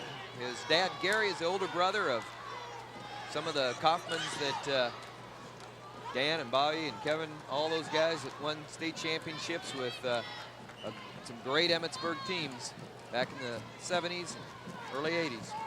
Don Cox is the coach. Chad Rowson of DeWitt Central in for the takedown. He got Kaufman up in the air, almost put him on his back. 4-1 now with 40 seconds to go in the first period. At a 1A, Mike Cassidy of Martinsdale St. Mary's is wrestling Brett Harvey of Kingsley Pearson. Kingsley Pearson just won its first individual championship in history a while ago. And at the AAA, Steve Blackford, undefeated year from West Des Moines Dowling, is wrestling Clinton's Steve Long. And speaking of first, this is Coach Kurt Kreider from DeWitt Central's first finalist in 7 years at DeWitt Central. And he's leading 4-2. He's the one with the purple and the sabers on the back. Kurt Kreider's really turned that program at DeWitt Central around. His first 3 years, he was 4-42 in duels. Now since then, he's won 37 and lost only 29 in the last 4 years. And so he's really turned that around. And Chad Rowson being the first finalist in those 7 years, it's got to be a lot of pride. The official here is Mike Allen. He's well known in collegiate ranks and high school ranks as an official who does not like to see you stand around. Green, your choice. He's very quick to make you move or call stalling. And as we've said before, he's consistent. Yes, he is. Chad Rowson won the toss, and the DeWitt Central wrestler takes the bottom position to start the second period. And he's ahead 4-2. Red, come on.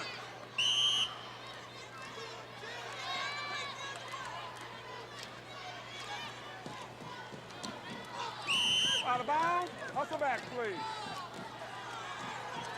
Come back to the center with Kaufman in the top position, Rowson underneath. Optional start. Red, neutral, green. One. Now that is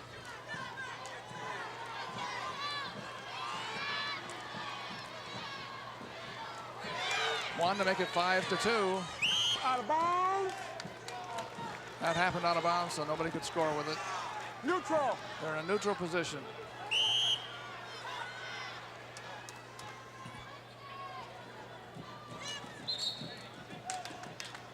Stay in there, men. 5-2. Stay in there. 160 pounds, the 2A division. Work out of it. No, out of bounds again. Rowson is putting the pressure. Rowson is putting the pressure on, and he leads 5-2. Here he There's comes a again. nice shot in there. He's deep, and he's going to pick him up, and that's just what he needed to do. Boy, has he got it going on his feet there, doesn't he, Doug? He really is. He's been in there Because this very Scott deep Kaufman's twice. really strong. He's tough, but Rowson really having it his way. Feels and the confidence is building now, you know. He stood up, took him down, got the takedown. Less than a minute to go in the second period. It's now 7-2.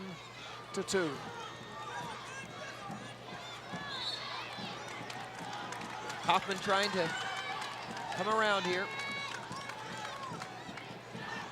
Stuffing the head. He wants to stuff the head and get around. He does. He got the reversal for 2. 7-4, still a match. 35 seconds to go, second period. 3-point lead for the man in purple. Rowson. We're going to warn red for fouling the back of Emmitsburg. Wrestlers, Yep. Hoffman back No, out you of there can't and just got keep one. backing off, and that's a good call. And Here's and a it's an nice shot expected by call. Kaufman. See? A fireman's carry, more or less. Sometimes that gets you fired up. But you called it, Doug, when you said that Mike Allen's going to make him wrestle, and he's making him wrestle. Just the way it should be. Oh, in on it. Oh, he's been so deep. Good. Oh, good But a good defense whizzer by this Scott. time. Yeah, good hips and whizzer. Hip lock. Used to call that, I used to hear it called a hip lock in Oklahoma. Whizzer up here, that arm over, and the pressure against the hip. 5 seconds to go in the second period.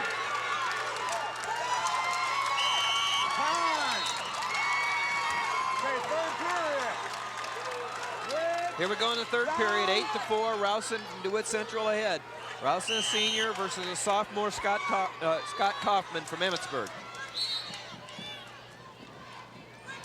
Leading 8-4. Now 8-5. He's had some great leg shots. Rowson has. Well, you could see a lot of pressure down, like a snap down, and then go under when the man reacts. Don Cox has been a head coach for 11 years. There he is, and years at Emmitsburg, 3. He's been the head coach at Emmitsburg for 3, and he was the head coach There at again, Clarinda. in on that double, but for again 7. the whizzer is saving Kaufman, a real tough whizzer, the overhook. Well, it comes down to conditioning. Both of these wrestlers look like they're in good condition. A minute and a half to go in the match. 8-5 in favor of Rowson in the purple with the sabers across the back.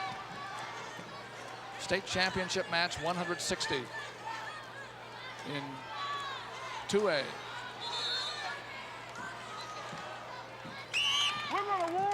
Whoa, there we go. You can't do it. What's good for the goose is good for the gander. Even up. One warning, next time somebody displeases Mike Allen, it's gonna give up a point. 8-5 with a minute to go.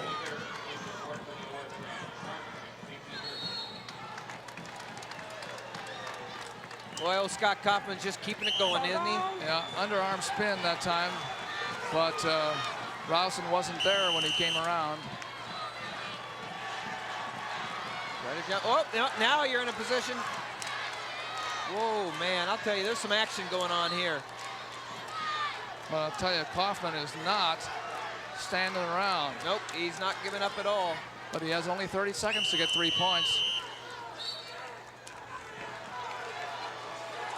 Blackford of West Des Moines Dowling won at the AAA level 7-5 to finish an undefeated year as a state champion. 17-5, 17-5. Mike Allen says that Rowson's backing up. Now it's 8-6. 8-6. A takedown would tie it by the man with the yellow top, Emmetsburg. Here he comes. 10 seconds.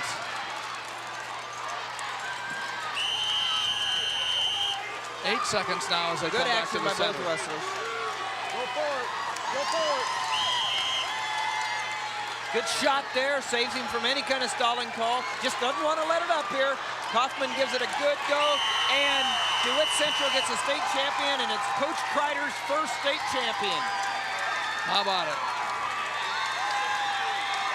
A good, tough match between Emmetsburg Scott Kaufman and DeWitt Central's Chad Rowson. Yep, Kaufman finishes second for the second year in a row, only a sophomore. We're right in the middle of a very noisy group from Martinsdale, who's Martinsdale St. Mary's young man Mike Cassidy just won 9-2, and Martinsdale St. Mary's had never won a title, and that's John Amfer, whose father some years ago was won the Junior High Coach of the Year award up for his work in Ames. There's the 152 title. Presenting the Class 1A 152-pound awards, Coach Dr. Tom Stock of Kingsley Pearson. 6th place, Rhett Taylor Bennett, Lisbon. 5th place, Joe Bishorner, Lake City, Southern Cal. 4th place, Zeb Evans, Lenox. 3rd place, Benji Silver, Central City. Runner-up, Tim Kelly, New London. And the 1A 152-pound champion from Kingsley Pearson, Kyle Sargison. That's the first title for Kingsley Pearson, too, in history. Kyle Sargison beat Mike Cassidy. There's Rowson's reaction right there. Mike Allen holds his hand up, and there's Kurt Kreider. He says, I can't believe it. Oh, what a great feeling for both of those. Presenting the Class 2A 152-pound awards. He beat Tim Kelly of New Larry London. Straw, 152. New Hampton. 6th place, TJ Erdahl, LaPorte City Union. 5th place, Scott Duffy, Iowa Falls. 4th place, Blake Miner, Van Horn Benton Community. 3rd place, Kyle Hansen, Wilton. Runner-up, Steve Setchinger, Harlan. And the 2A 152-pound champion from New Hampton, Jeff Friedhoff. Attaboy, Jeff. 152-pound champion from Northeast Iowa in the 1996 State Wrestling Championships, which we're broadcasting live on Iowa Public Television tonight, as we do each year, and have for 25 years straight. I think we did one in 1972. 1970, first one I can remember doing. And for some reason we missed a year, and then went 25 years in a row. Coach Keith Massey of Lewis Central, Council Bluffs. 6th place, Cliff Wilcox, Sioux City, Heelan. 5th place, Mike Malone, Clinton. 4th place, Matt Thone, Pleasant Valley. 3rd place, Mitch Payton, Manchester, West Delaware. Runner-up, Todd Gellner, Charles City. There's another man. 3A 152-pound champion from Lewis Central, Council Bluffs, David Kilgard. Coach Keith Massey's real proud. He's put a lot into this young man. This young man's put a lot into himself. What an accomplishment. Let's go to Dean Borg. Doug, Kingsley Pearson had a state champion here 2 years ago. Kyle Sargison did it for them, as you just saw him get the medal just a moment ago. Brett Harvey was on the mat in single A at 160 for Kingsley Pearson tonight. He'd hoped to make it free, but he didn't. He fell behind, and then was decision 9-2 by Mike Cassidy of Martinsdale St. Mary's. Mike Cassidy, the champ, single A at 160 pounds. Doug? All right, Dean. Last year, Steve Blackford won the state championship. Tonight, Blackford repeats with a 17-5 victory over Steve Long of Clinton. And there you see a delighted young man from West Des Moines Dowling and another champion for Coach Ron Gray. Now let's go back to Doug. Undefeated season. Thank you, Dean, for straightening us out on the Kingsley Pearson mistaken information we had. 171. We're at the 2A level during this stretch. And the Clear Lake's David Dobell is wrestling here against Tyler Abens of Webster City. Offense now, let's go. Now, Tyler Abens of Webster City is in the purple. Not a familiar name? Well, his father, Keith Abens, won 3 state championships at Hampton. Nope. He won it at Humboldt. Or Humboldt, I'm sorry. Humboldt. Did I say Hampton? From 67 to 69, Keith Abens was a 3-time state champion. He was also finished second in the NCAAs. Iowa State. Iowa State. He was the head coach at Webster City for 4 years. Now he's a very successful realtor and proud dad. 171 pounds in the 1A battle. It's Greg Hammes of Sigourney against undefeated Matt Buskell of Dyke, New Hartford. They only have 1 loss between them. At AAA, it's Ryan LaGrange of Cedar Rapids Prairie doing battle with Robert Cole of Des Moines North, who was a champion last year 2 years ago in Nebraska at 189 pounds. And talk about having somebody's number right here. David Dobell has had Tyler Abens' number several times have they met in the last couple of years, and all in favor of Dave Dobell from Clear Lake. 4-1 now. He goes up with his second takedown. Now we understood what, 6 times they've met, and Dobell has won 6 times. But Tyler Abens wrestling very well coming into these finals. And anything can happen, but right now it looks like Dobell's taking off picking up where he left off. Abens had his toughest battle in the semifinals. He edged Brandon Cummings at Mediapolis to get into this match, 10-9. Earlier, he'd won a fall against Benson of Dallas Center Grimes and beat Jason Roberts of Clarinda 9-2. Dobell had one tough match in the quarterfinals where he beat the #1 ranked wrestler, Ross Harbison of ADM Adel, to get here. And he's ranked second, has been ranked second all year by Des Moines Register. Dan McCool has been he does an enormous amount of he really work does. we've had a lot of statistics from him in this meet. Amateur Wrestling News Writer of the Year, Wrestling Writer of the National. Year. Yep. National Writer of the Year. National Writer of the Year. Gary Weber, the coach at Clear Lake, says that if Dobell wins the match tonight, he'll tie Sean Harlan of Clear Lake for career Clear Lake wins at 110. 4-time state qualifier. He was 145 qualifier as a freshman, 5th as a sophomore, 2nd last year, and here he is trying to win a championship. Bill Roach of New Hampton is the official. He just made the coin toss. And Dobell no change. He's Clear Lake was down. And speaking of 4 times, hey, there's 2. But Abens just reversed it. Like I said, Abens wrestling very well. 4-3 now. Clear Lake has wrestled well this year. They won the first North Central Conference Wrestling Championship in the school's 29-year wrestling history. So Gary Weber's had it going good this year. One red. Nothing yet. Nothing yet. It's either going to be an escape or a reversal. It's a reversal for Dobell. He got it back. 7-3. You see the scoreboard in the back. Go, Ron. Keep working now.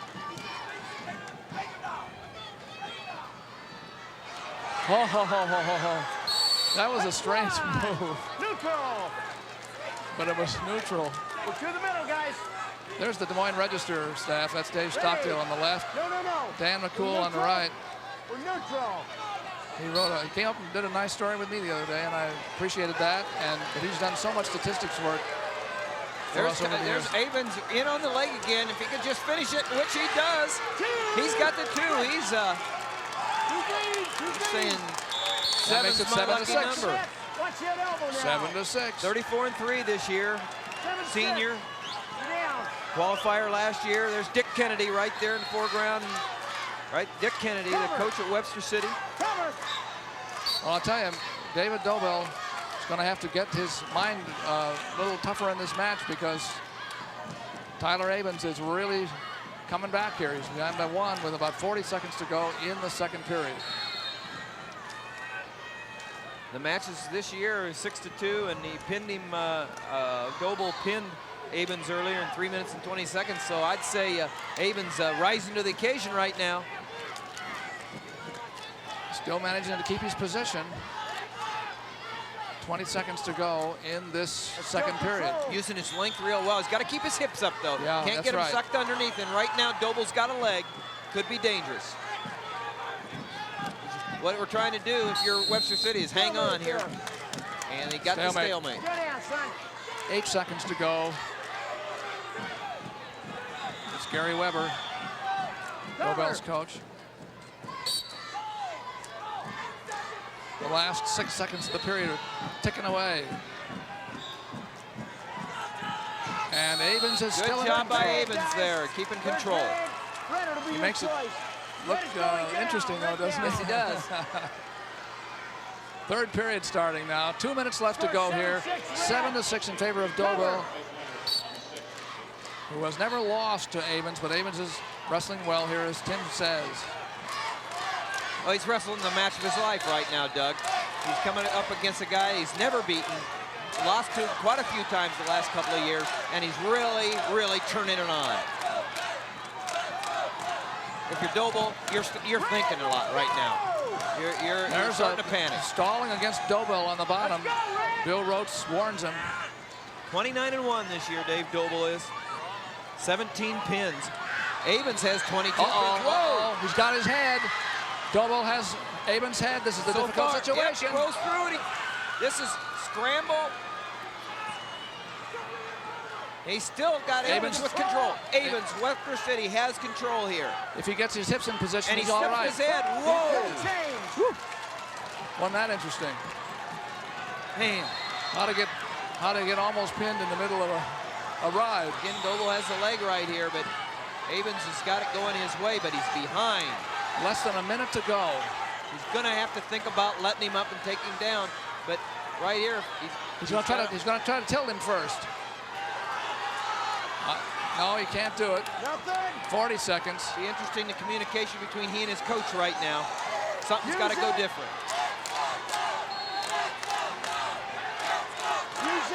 30 seconds. He's going to have to make up his mind. Well, and right now, he may be in trouble, Doble underneath, of getting called for stalling. Use it.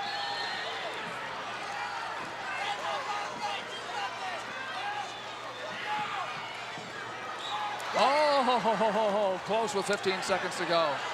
He's got the arm bar. He's got the wrist. And he may have the backs.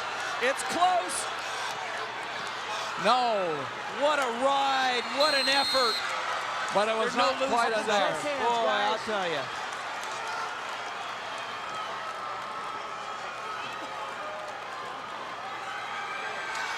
David Doble of Clear Lake. Boy, he had to hold on after going ahead 6-2 of Tyler Abens. A wonderful match, and Doble wins. There you go. Defeating Tyler Abens for the 7th time. Just the guy had his arm barred up. That was an amazing match toward the end, and it was just so close. We still have a match going at 3A now, at the 3A level, between Ryan LaGrange of Cedar Rapids Prairie and Robert Cole of Des Moines North. And Cole leads 3-2. As I said, he was in Nebraska 2 years ago. He won the big school 189-pound championship in Nebraska. He's at 171 here for Des Moines North against LaGrange of Prairie. Cut down early in the year from 189. Whoa! Still has a whizzer in. Well, it's over. And I believe that's going to be it. That's it. Too little, too late. So Robert Cole wins it. He's one of those fortunate young men, good wrestlers who have won titles in more than one state. Cole beat LaGrange of Cedar Rapids Prairie 3-2.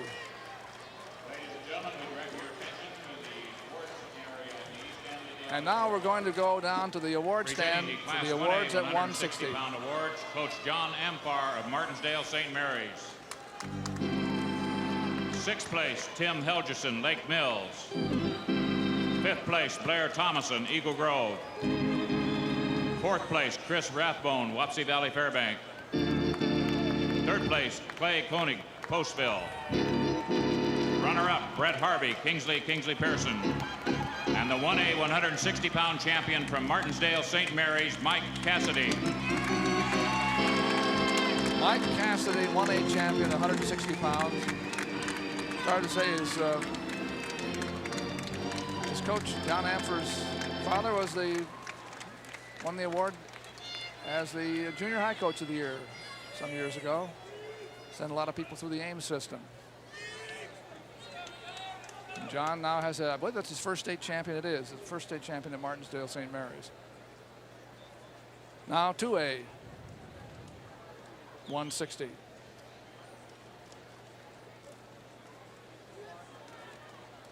The top 6.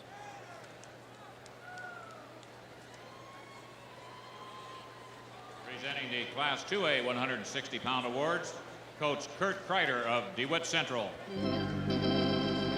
6th place, Matt Egger, Webster City.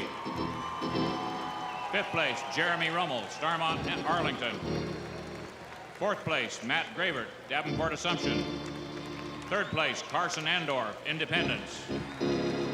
Runner-up, Scott Kaufman, Emmitsburg. And the Class 2A 160-pound champion from DeWitt Central, Chad Rousen.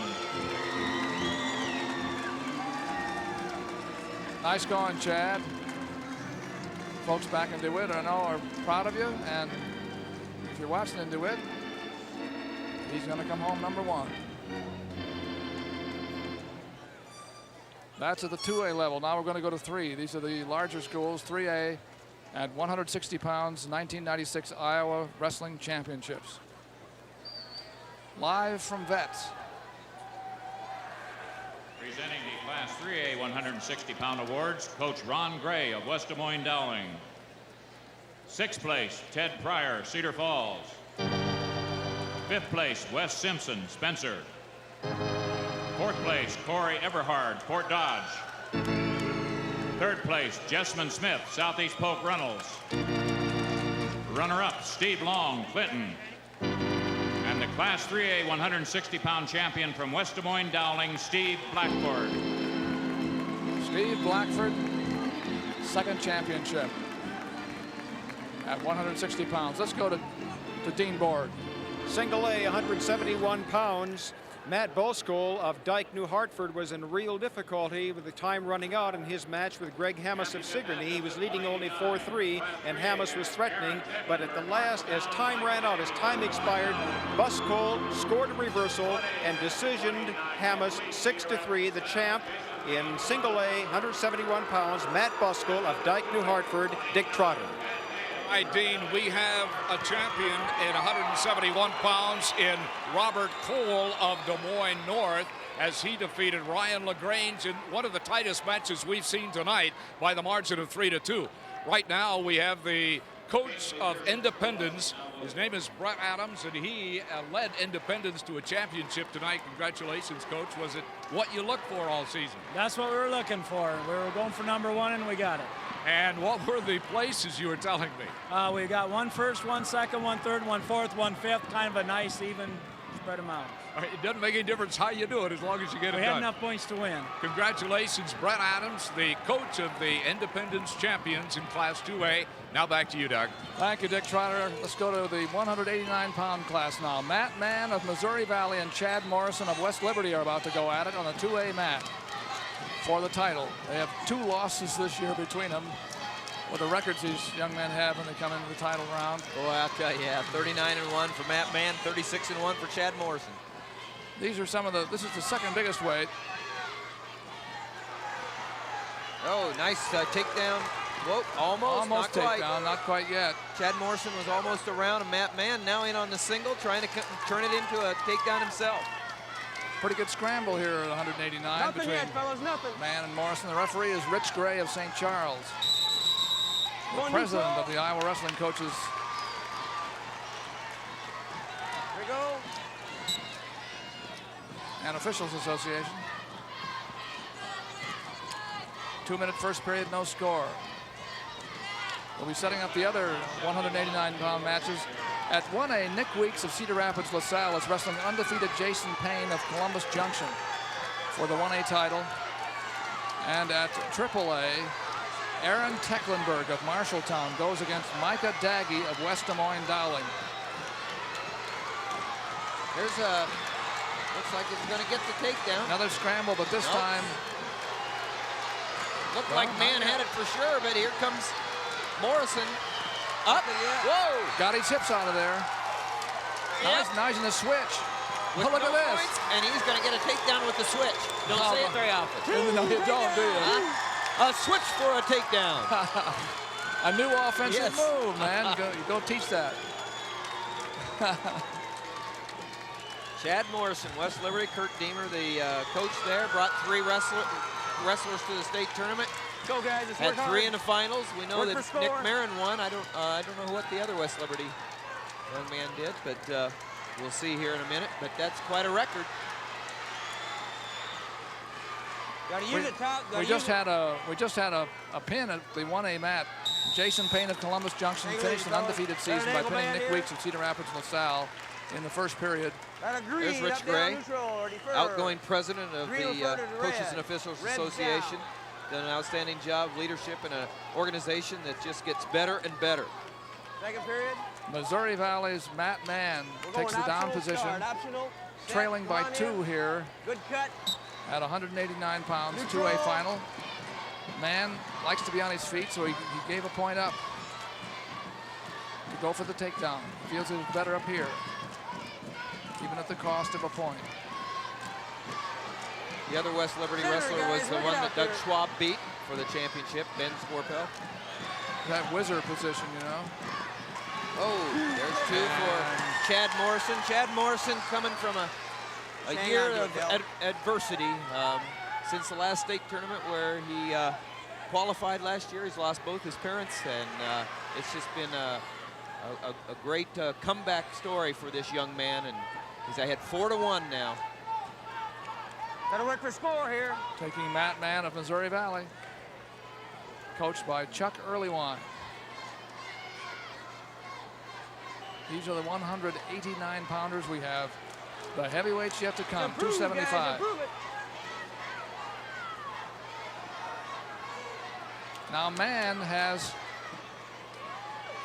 the leg and was about to come around, but Mann was stopped. Morrison flattened him out again.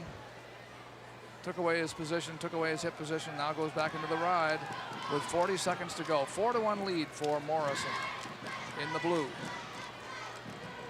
Not afraid to go out front, Keep it is 90 he? on the back. 90 No, down on the back. he's got some power, Morrison does.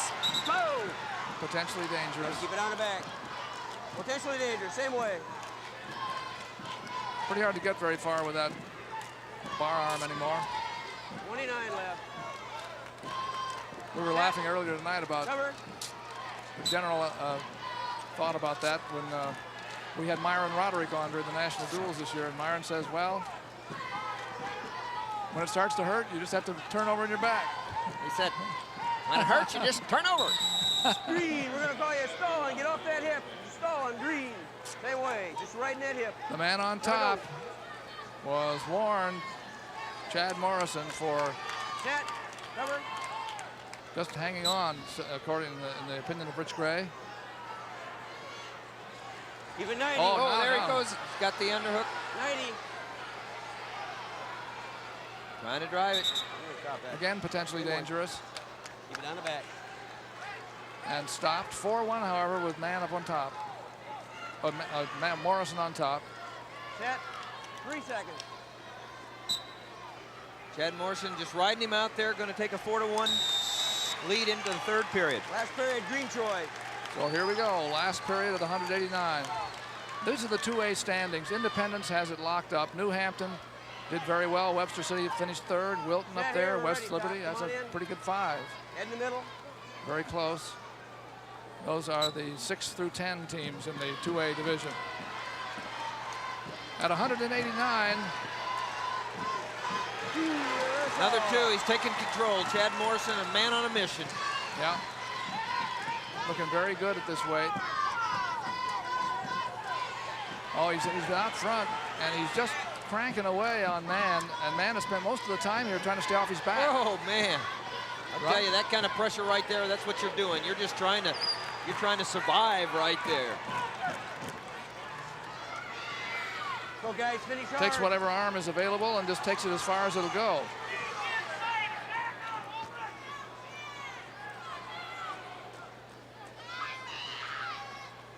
Power half now. Bottom, stalling on the bottom, red.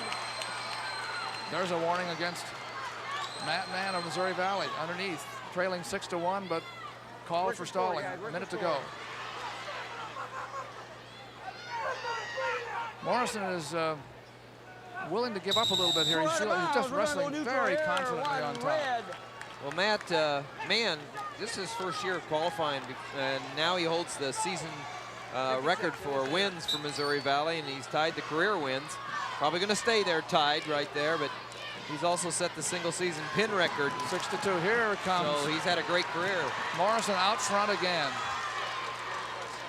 Even though Mann has the leg. Nothing yet, fellas, nothing. Look at that quarter Nelson right there, putting the pressure on. Two, takedown, green. Well, I'll tell you what. There he is. Interesting, we just lost both our television monitors. We have two here and they disappeared. 90. Only 10 seconds away from a championship for Chad Morris. And he spent most of the match right here. On the back. Cranking away at Matt Mann's arms. Do it on the back. A dominating win, 8-2 by Chad Morrison of West Liberty.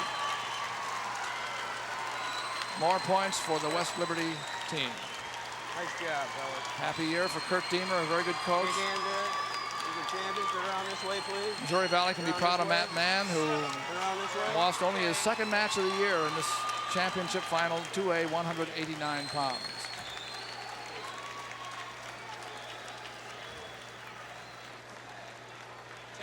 $189. In the 3A match, we have 10 seconds left to go here. We'll just watch the clock tick away if we can get there. Aaron Tecklenburg of Marshalltown is losing to Micah Daggy of West Des Moines Dowling. Daggy. Second win for Dowling, second champion. Yeah. Good news for Ron Gray. Micah Daggy just beat Aaron Tecklenburg, coached by new Hall of Famer Phil Henning. Daggy wins. There's some other Daggy names in wrestling too, one at Iowa State. Let's go to the awards at 171 pounds. First we'll go 1A.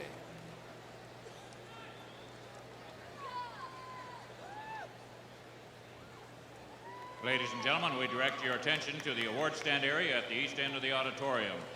Presenting the Class 1A 171-pound awards, Coach Randy Dodd of Dyke, New Hartford.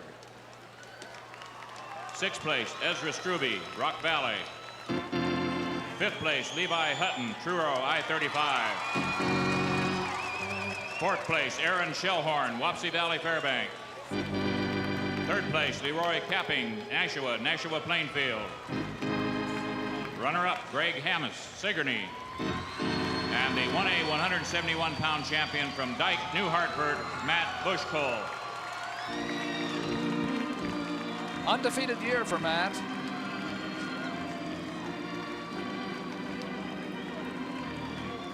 Pleasant-looking young man, belies how tough he's been on the wrestling mat.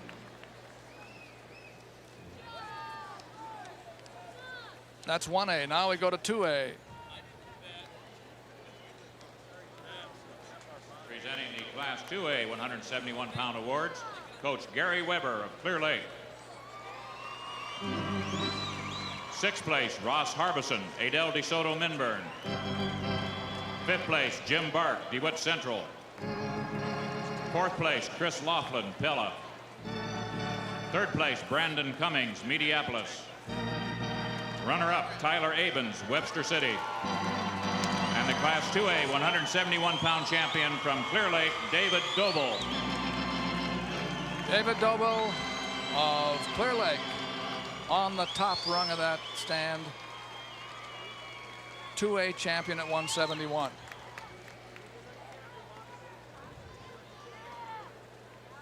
Here come the 3As. We have one round to wrestle, the heavyweights 275 class. Presenting the Class 3A 171-pound awards, Coach Gregory Holland of Des Moines North. 6th place, Jesse Rands, Manchester, West Delaware. 5th place, Carlos Honore, Iowa City West. 4th place, Creighton Duncan, Pleasant Valley. 3rd place, Steve Niles, Charles City. 2nd place, Ryan LaGrange, Cedar Rapids Prairie. And the Class 3A 171-pound champion from Des Moines North, Robert Cole. Good job, my man. Robert Cole, the winner at 171. Let's go to Dean Borg. Single A, 189 pounds. Doug Jason Payne of Columbus Junction moved fast. 2 successive takedowns, letting his man up each time. The 3rd time the takedown, he had scored a fall over Nick Weeks of Cedar Rapids LaSalle at 104 in the first period. So Jason Payne, Columbus Junction, the champion, single A at 189 pounds. Here's Dick Trotter. All right, Dean, in 3A competition, Micah Dagey, the state champion from West Des Moines Dowling, as he handled Aaron Tecklenburg of Marshalltown handily 7-2. Incidentally, Micah's brother, Mick Dagey, was a champion just a year ago in '95 for Coach Ron Gray of Dowling. Back to you, Doug. Mick is the one who's now wrestling at Iowa State. Now we're going to the big guys. This is 275-pound limit. We're going to pick up the AAA match here between Tony Baminio of Iowa City West High School and Justin Galbraith of Waterloo West. And they've met before. They've met 3 times. Galbraith winning once and Baminio winning twice. Last year, Galbraith won 6-3 in the state tournament, but this year in a duel, he got pinned and he's been beaten another time. So he needs to get back on track to what he was doing last year when he wrestled. Here's Baminio in on a shot. Right out here. Baminio won a pin in his first round match here over Dubuque Hempstead's Jeff Dewey. Won in overtime to stay alive in the quarterfinals over Ryan Rasmussen of Denison Schleswig, and then edged Jeremy Stewart of Charles City 2-1. So he had a go to get here. Justin Galbraith of West Waterloo won 3 decisions, and there is one a Luke Sampson of Story City, Roland Story, and Kurt Lowenberg of Pekin Packwood having at it for the championship. And a 2A, Tom Van Dyke of Park High School in Osceola against Josh Little of Comanche. Josh Little of Comanche. Galbraith has the leg up on Baminio right here. He's going to try to finish it off. He's got it high. Got to keep him on the mat right there. Got to keep him on the mat. Oh, he got his foot up. Man, I'll tell you, you don't get chances like that. That was good position for Galbraith right there. Referee Doug Manley sends him back to the center again. Galbraith won 3 decisions to get here, 2-0 over a Des Moines Lincoln wrestler, Matt Roberts, 3-1 West Dubuque, and then he beat Matt Moeller of Urbandale 6-2. Galbraith, a 2-time All-State first-teamer in football. Plays it a little heavier than what he's at right now. Probably plays closer to 300, but he's at 280, cuts to 275 for this heavyweight. You didn't see any Urbandale wrestlers tonight in the finals, 3A. But you're going to see them pretty soon. But they won the title. That's right. They did so well in consolation. Circle. A lot of 3rd places. You see Galbraith really working for that inside control. He likes to work from the underhook. Baminio, he's a strong upper body wrestler. Works with Mark Ryland in the room. Mark, of course, Marv, the official of the year. His son, right out here, the former Hawkeye national champion, and like to go a little upper body, and he works with Baminio, and pretty good teacher to have.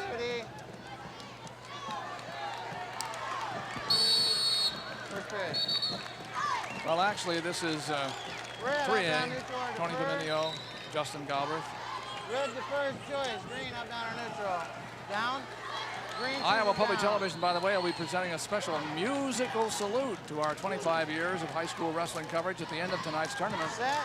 Stay Hope you'll still. stay tuned to see Cover. that. 25 Good years. hand control. Whoa, almost out. Uses his weight there.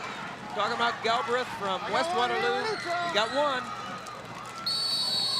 1-0.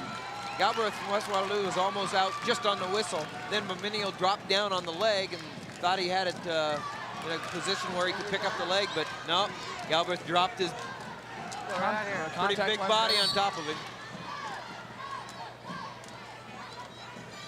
1-0 with about 1:40 to go in the second period. We're just starting the second period. At heavyweight. Circle. Circle in. Circle.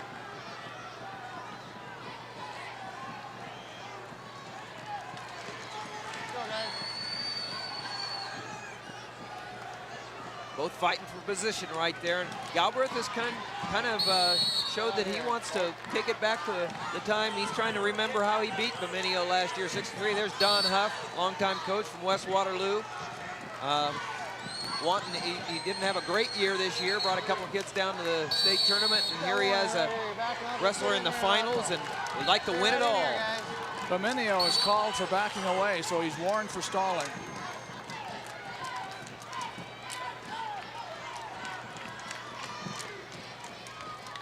Scott Williamson is the coach for Iowa City West, a former wrestler for Brad Smith at Lisbon, and now the head coach at Iowa City West, and kind of beat his mentor this year when they had their dual meet and some tournaments there, and kind of got the best of old Brad.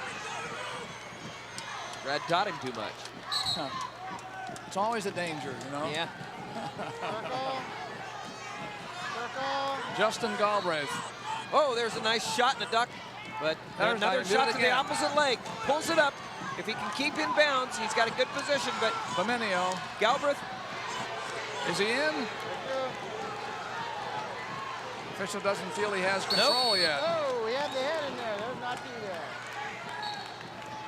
there. Hanley says didn't have enough control. So Galbraith's that's doing a good job right now, using his weight, staying in pretty good position right there. He dodged the bullet. Just a few seconds to go in the second period. 1-0 in favor of the man with his back to you. Inside position, double underhook, staying in good position. He just can't make any mistakes. That's the whole thing right here. Whoa. Third period, guys. Red, up, down, or neutral. Little horsing position there at the end of that period. Now we go 2 minutes to go. Go. And Beminio starts on the bottom. His turn to get out if he can to make it 1-1. He's down 1-0. Stay set. Galbraith to Cover Waterloo green. in the ride position.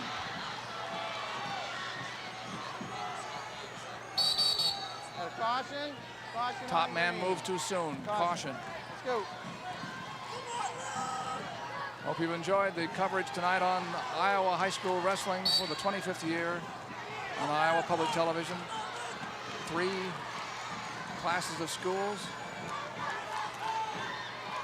Galbraith doesn't want Beminio to get up. Beminio's had some good success at he's in out. freestyle and 1-1. summer right here, and he gets up and he's looking for something to open up here. Got a warning right here. Let's get in here, that's all. Warning. Let's go. You've both been warned. Let's go. And that was a warning against. I must have been.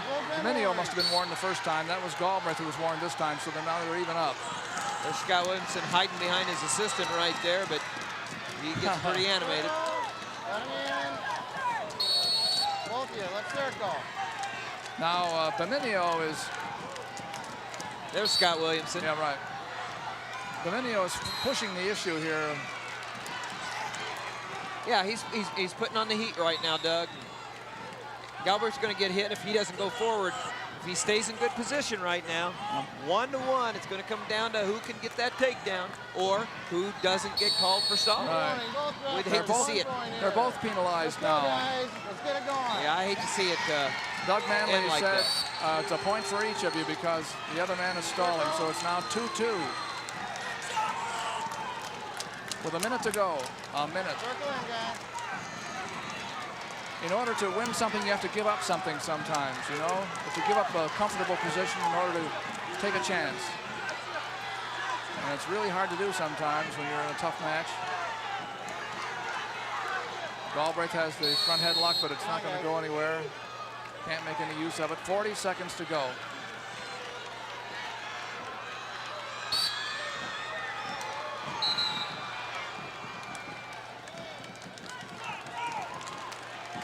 Let's go, guys. 30 seconds to go. 2-on-1. Galbraith has 2-on-1. He's been going for the inside underhooks. Now he's trying the 2-on-1. Going to drop down to a single, but doesn't get it done. Mineo catches. Let's go. Hop up, guys. Hop up. Not a bad idea there, but it was out of bounds. Dominio started to tie up on the head and then went for the heel pick. 20 seconds to go. Or we're going to have an overtime here if somebody doesn't score. Neither one of them. Circle. Dominio occasionally changes Go, levels. guys, right here. 4 seconds. Let's go. Hustle in. And he did there, but it was a little bit too little and too late. 4 seconds to go, 2-2. We're certainly, almost certainly going to have an overtime. Here we go. Overtime, guys. All right. Overtime. Let's go. Sudden death overtime. Go, you've both been 2 minute warned and period. penalized. Let's Don go. Huff says, shake it Both out been there. penalized. Dominio, let's go, Tony. Dominio on the right, the green, much of the cream and green uniform, and Justin Galbraith of West Waterloo on the left. Lock up. Nobody's thrown from here. So they've locked up that way a couple of times. In 2A, Tom Van Dyke from Osceola Clark won the championship 2-1 over Josh Little from Comanche. Each man lost only once coming into that final.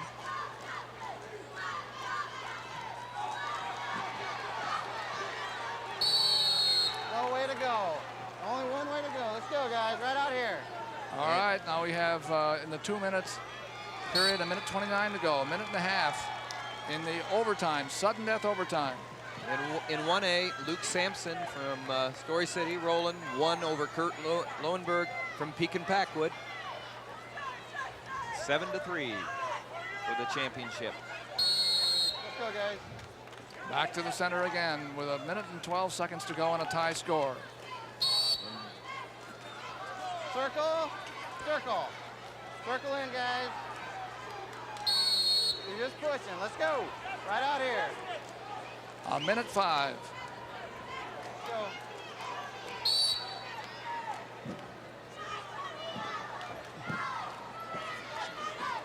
Circle.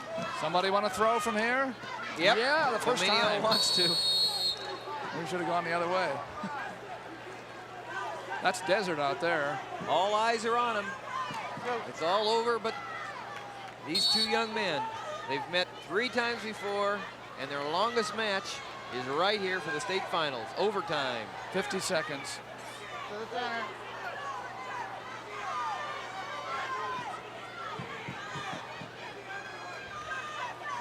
Unlimited class, actually not unlimited because it's 275 pounds. But the scoreboards say unlimited from the old days.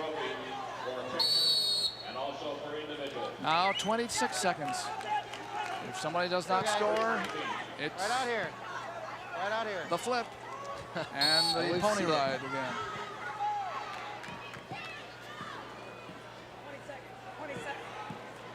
And the bull ride, I guess you'd have to say. Is probably Here's a the little inside better. position, both of them fighting for it. That's what Dominio wants, but it's on the edge of the mat, and he can't do what he wants with it.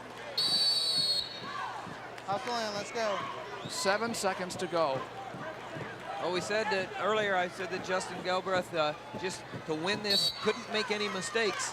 And so that means he's got to win the coin flip, I guess. Yeah. Well, here we go. Now it's going to be 30 seconds Green, up, down, to a there you championship. He does. He says he's down. I'm going to try it. We've had 2 down that haven't won for one reason or another. Let the clock run down Oh, we've to had 30 one seconds, down. guys. Stay out here. That's right. They did not win Right the out 2 here. down positions. And Scott Williamson says start with a kind of a standing approach there, the Olympic start there, and then jump on him. Don't get down on your knees and get rolled. Now, people are wondering, why is he going to do that? Yeah, because it's a lot safer than, he doesn't want to get caught underneath it. Stay set. That's a caution. Now he goes after caution. him. Ho. Rick, I got a caution on green. Caution on green. Well, we've seen this come to haunt people. Uh-oh. He better just Stay set. get set here and come up on a tripod. There we go. Here we go. That was close. There's the tripod. He says he's just got to come up with hand control. He's got to come up to the tripod again. He's got to keep coming up. He's got to keep coming up. He's got to get hands. We're down to 15 seconds. We're halfway there. Got a stalemate. Let's go. Stalemate. 13 seconds to go in this second double overtime. Start. Come down easy. Now again, Beminio was very close to a caution that last time, but there he handled that one well. Here comes Galbraith. Here it comes up. Got to get the hands. 5 seconds. And Beminio is going to win this. 3 times tonight. We saw the top man win Top 3 man times. won all 3 times, various ways. How about it? Tony Beminio, state champion from Iowa City West. In the second overtime, Justin Galbraith of Waterloo West finishes second. Your leg bands. Well, that's the wrestling. We're going to have the awards now for 2 weight classes, and then we'll see the team champions crowned here in the 1996 state championship on Iowa Public Television. 189-pound awards, Coach Bill Plain of Columbus Junction, Columbus. 6th place, Wade Bucknell, Postville. 5th place, Travis Egley, Truro, I-35. 4th place, Brandon Blanchard, Dyke, New Hartford. 3rd place, Johnny Johnson, Logan Magnolia. Runner-up, Nick Weeks, Cedar Rapids, LaSalle. And the Class 1A 189-pound award champion from Columbus Junction, Jason Payne. Congratulations, Jason. Undefeated year. Let's hear from Dean Borg. Single A Unlimited, Luke Sampson dominated Kirk Lowenberg, and Luke Sampson is the champion, decisioning 7-3. Sampson from Story City, Roland. Dick? Well, in the big guys at 275 pounds in 2A, Tom Van Dyke of Osceola Clark defeated Josh Lytle of Comanche. The margin of just 2-1, and 2 of those points came on stalling. They each got one. The only difference, Tom Van Dyke was the winner, 2-1. Now back to 6th the place, award Brad stand. Hinton, Iowa Falls. 5th place, Ryan Campney, Emmitsburg. 4th place, Corey Manternack, Cascade, Western Dubuque. 3rd place, Chris Haugen, Pleasantville, Melcher, Dallas. Runner-up, Matt Mann, Missouri Valley. And the 2A 189-pound champion from West Liberty, Chad Morrison. I have a feeling that's his brother. It's not Kurt Deemer. It's what a year, what a great champion, Chad Morrison. He looked really good at that 189 night. Here come the 3A 189ers up. The top 6. They started with 16 in the championship round, and 3A 189-pound last awards, 6. Coach Ron Gray and West Des Moines Dowling. 6th place, Josh Sestak, Fort Dodge. 5th place, Scott Bender, Oskaloosa.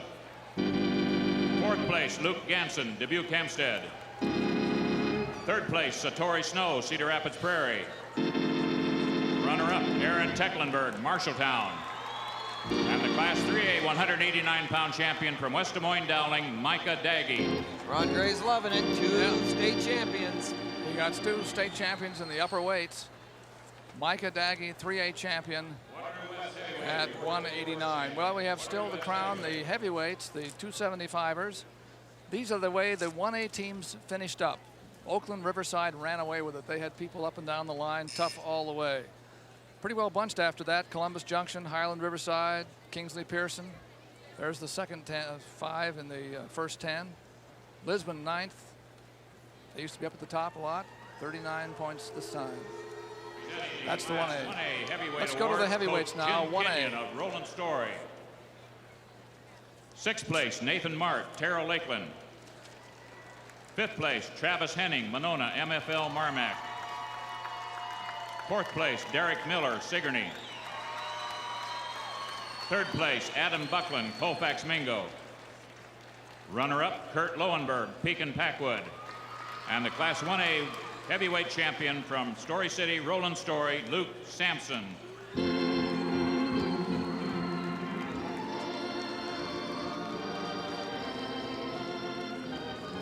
Roland Story crowns a titleist. He looks pretty happy.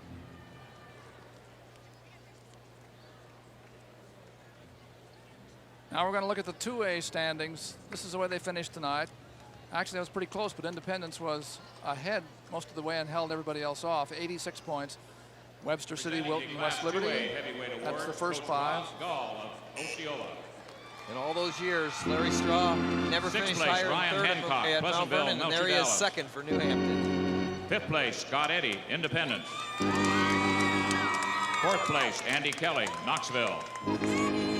3rd place, Scott Duffy, New Hampton. Runner-up, Joss Little, Comanche. And the Class 2A heavyweight champion from Osceola Clark, Tom Van Dyke. Tom Van Dyke. Had a fine year. And went to the top of the ladder at the end in the heavyweight class. Lost only once in 36 matches this year. Presenting the Class 3A heavyweight awards, Coach Scott Williamson of Iowa City West. 6th place, Jeremy Stewart, Charles City. 5th place, Corey Burns, Spencer. 4th place, Mac John Daggy, West Des Moines Dowling. 3rd place, Matt Moeller, Urbandale. Runner-up, Justin Galbraith, Waterloo West. And the 3A heavyweight champion from Iowa City West, Tony Bamino. Who won it in a double overtime.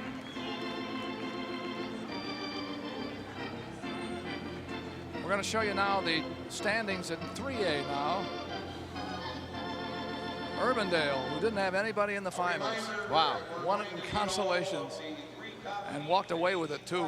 Fort Dodge, Prairie, Charles City, some familiar teams up there.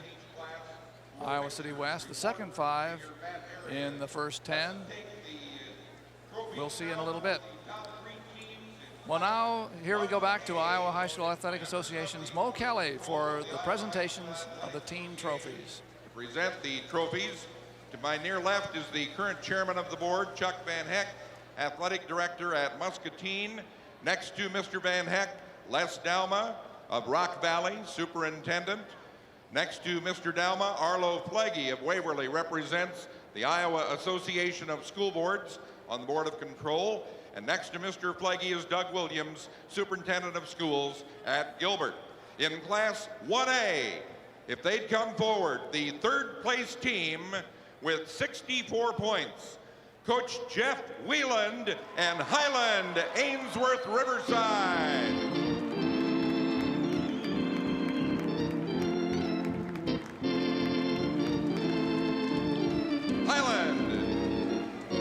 They're here someplace. Here they come.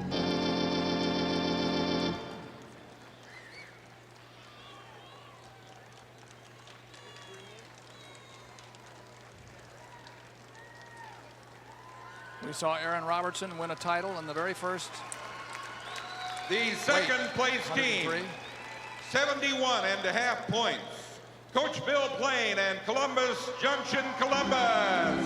After winning the state championship last year, Coach Plain gets a 2nd place for Columbus. I think they're for real. Payne's only a junior. They'll be back again next year. J.D. Pugh. They had another finalist, J.D. Pugh, that's right.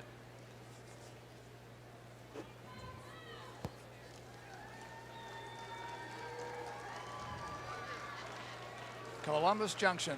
And the Class 1A champions, 99 points, Coach Mitch Anderson and Oakland Riverside. Kyle Kenoyer at 112 pounds who won a title. These are just in the finalists. It's Steve Swope at 125. We saw Dan Clint at 145. Came close but didn't win. And now in Class 2A, the team awards. Members of the Board of Control to do the presenting. Mr. Van Heck to my near left. Next to Mr. Van Heck is Eldon Pyle, Superintendent of Schools at Olwine. And next to Mr. Pyle, Robert Nielsen, Superintendent of Schools, Westside Arweva, and assisted by Mr. Flaggy also. In third place with 75 1/2 points, Coach Dick Kennedy and Webster City.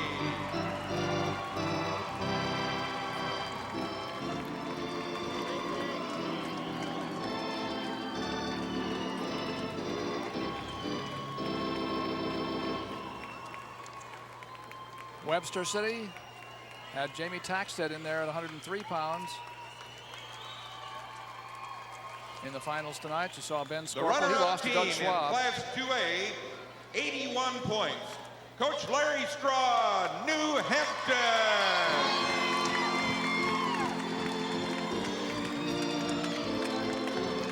New Hampton had a champion in Jeff Friedhoff at 152.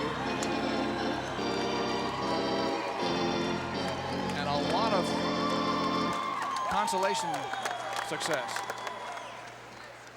Came back for thirds and fourths and that sort of thing. And the Class 2A champion, 86 points, Coach Brett Adams and Independence. Independence led coming into this final night.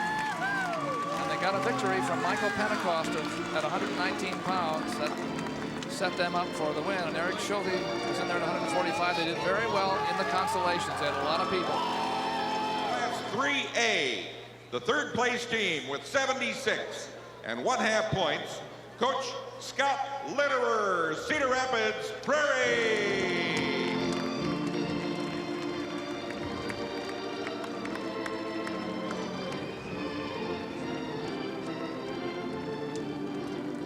Cedar Rapids Prairie teams have made lots of trips up for trophies. So this is nothing new. Matt Pence won a title at 130. The runner-up team in And Class Ryan Grange. 3A, 84 points, Coach Ed Birnbaum and Fort Dodge.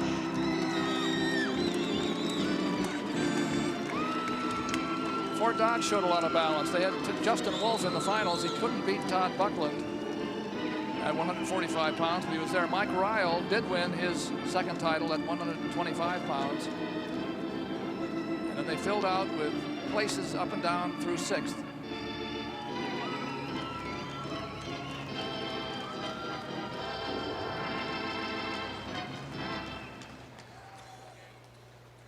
And our Class 3A champion, 98 1/2 points, Coach Westbohm and Urbandale. Urbandale without even a finalist. Nobody made the first place match. We didn't see any of them tonight wrestle. But an awful lot of them were in the Grand March because they finished third through sixth. When you read the papers tomorrow, you'll notice how many of those Urbandale people gave great balance to that team. Some of them went home last night really feeling blue because they lost everything. And as we leave you tonight, as advertised on Iowa Public Television's 25th anniversary coverage of high school wrestling, we'd like to salute the many individuals we've seen compete at this tournament over the years. Good night.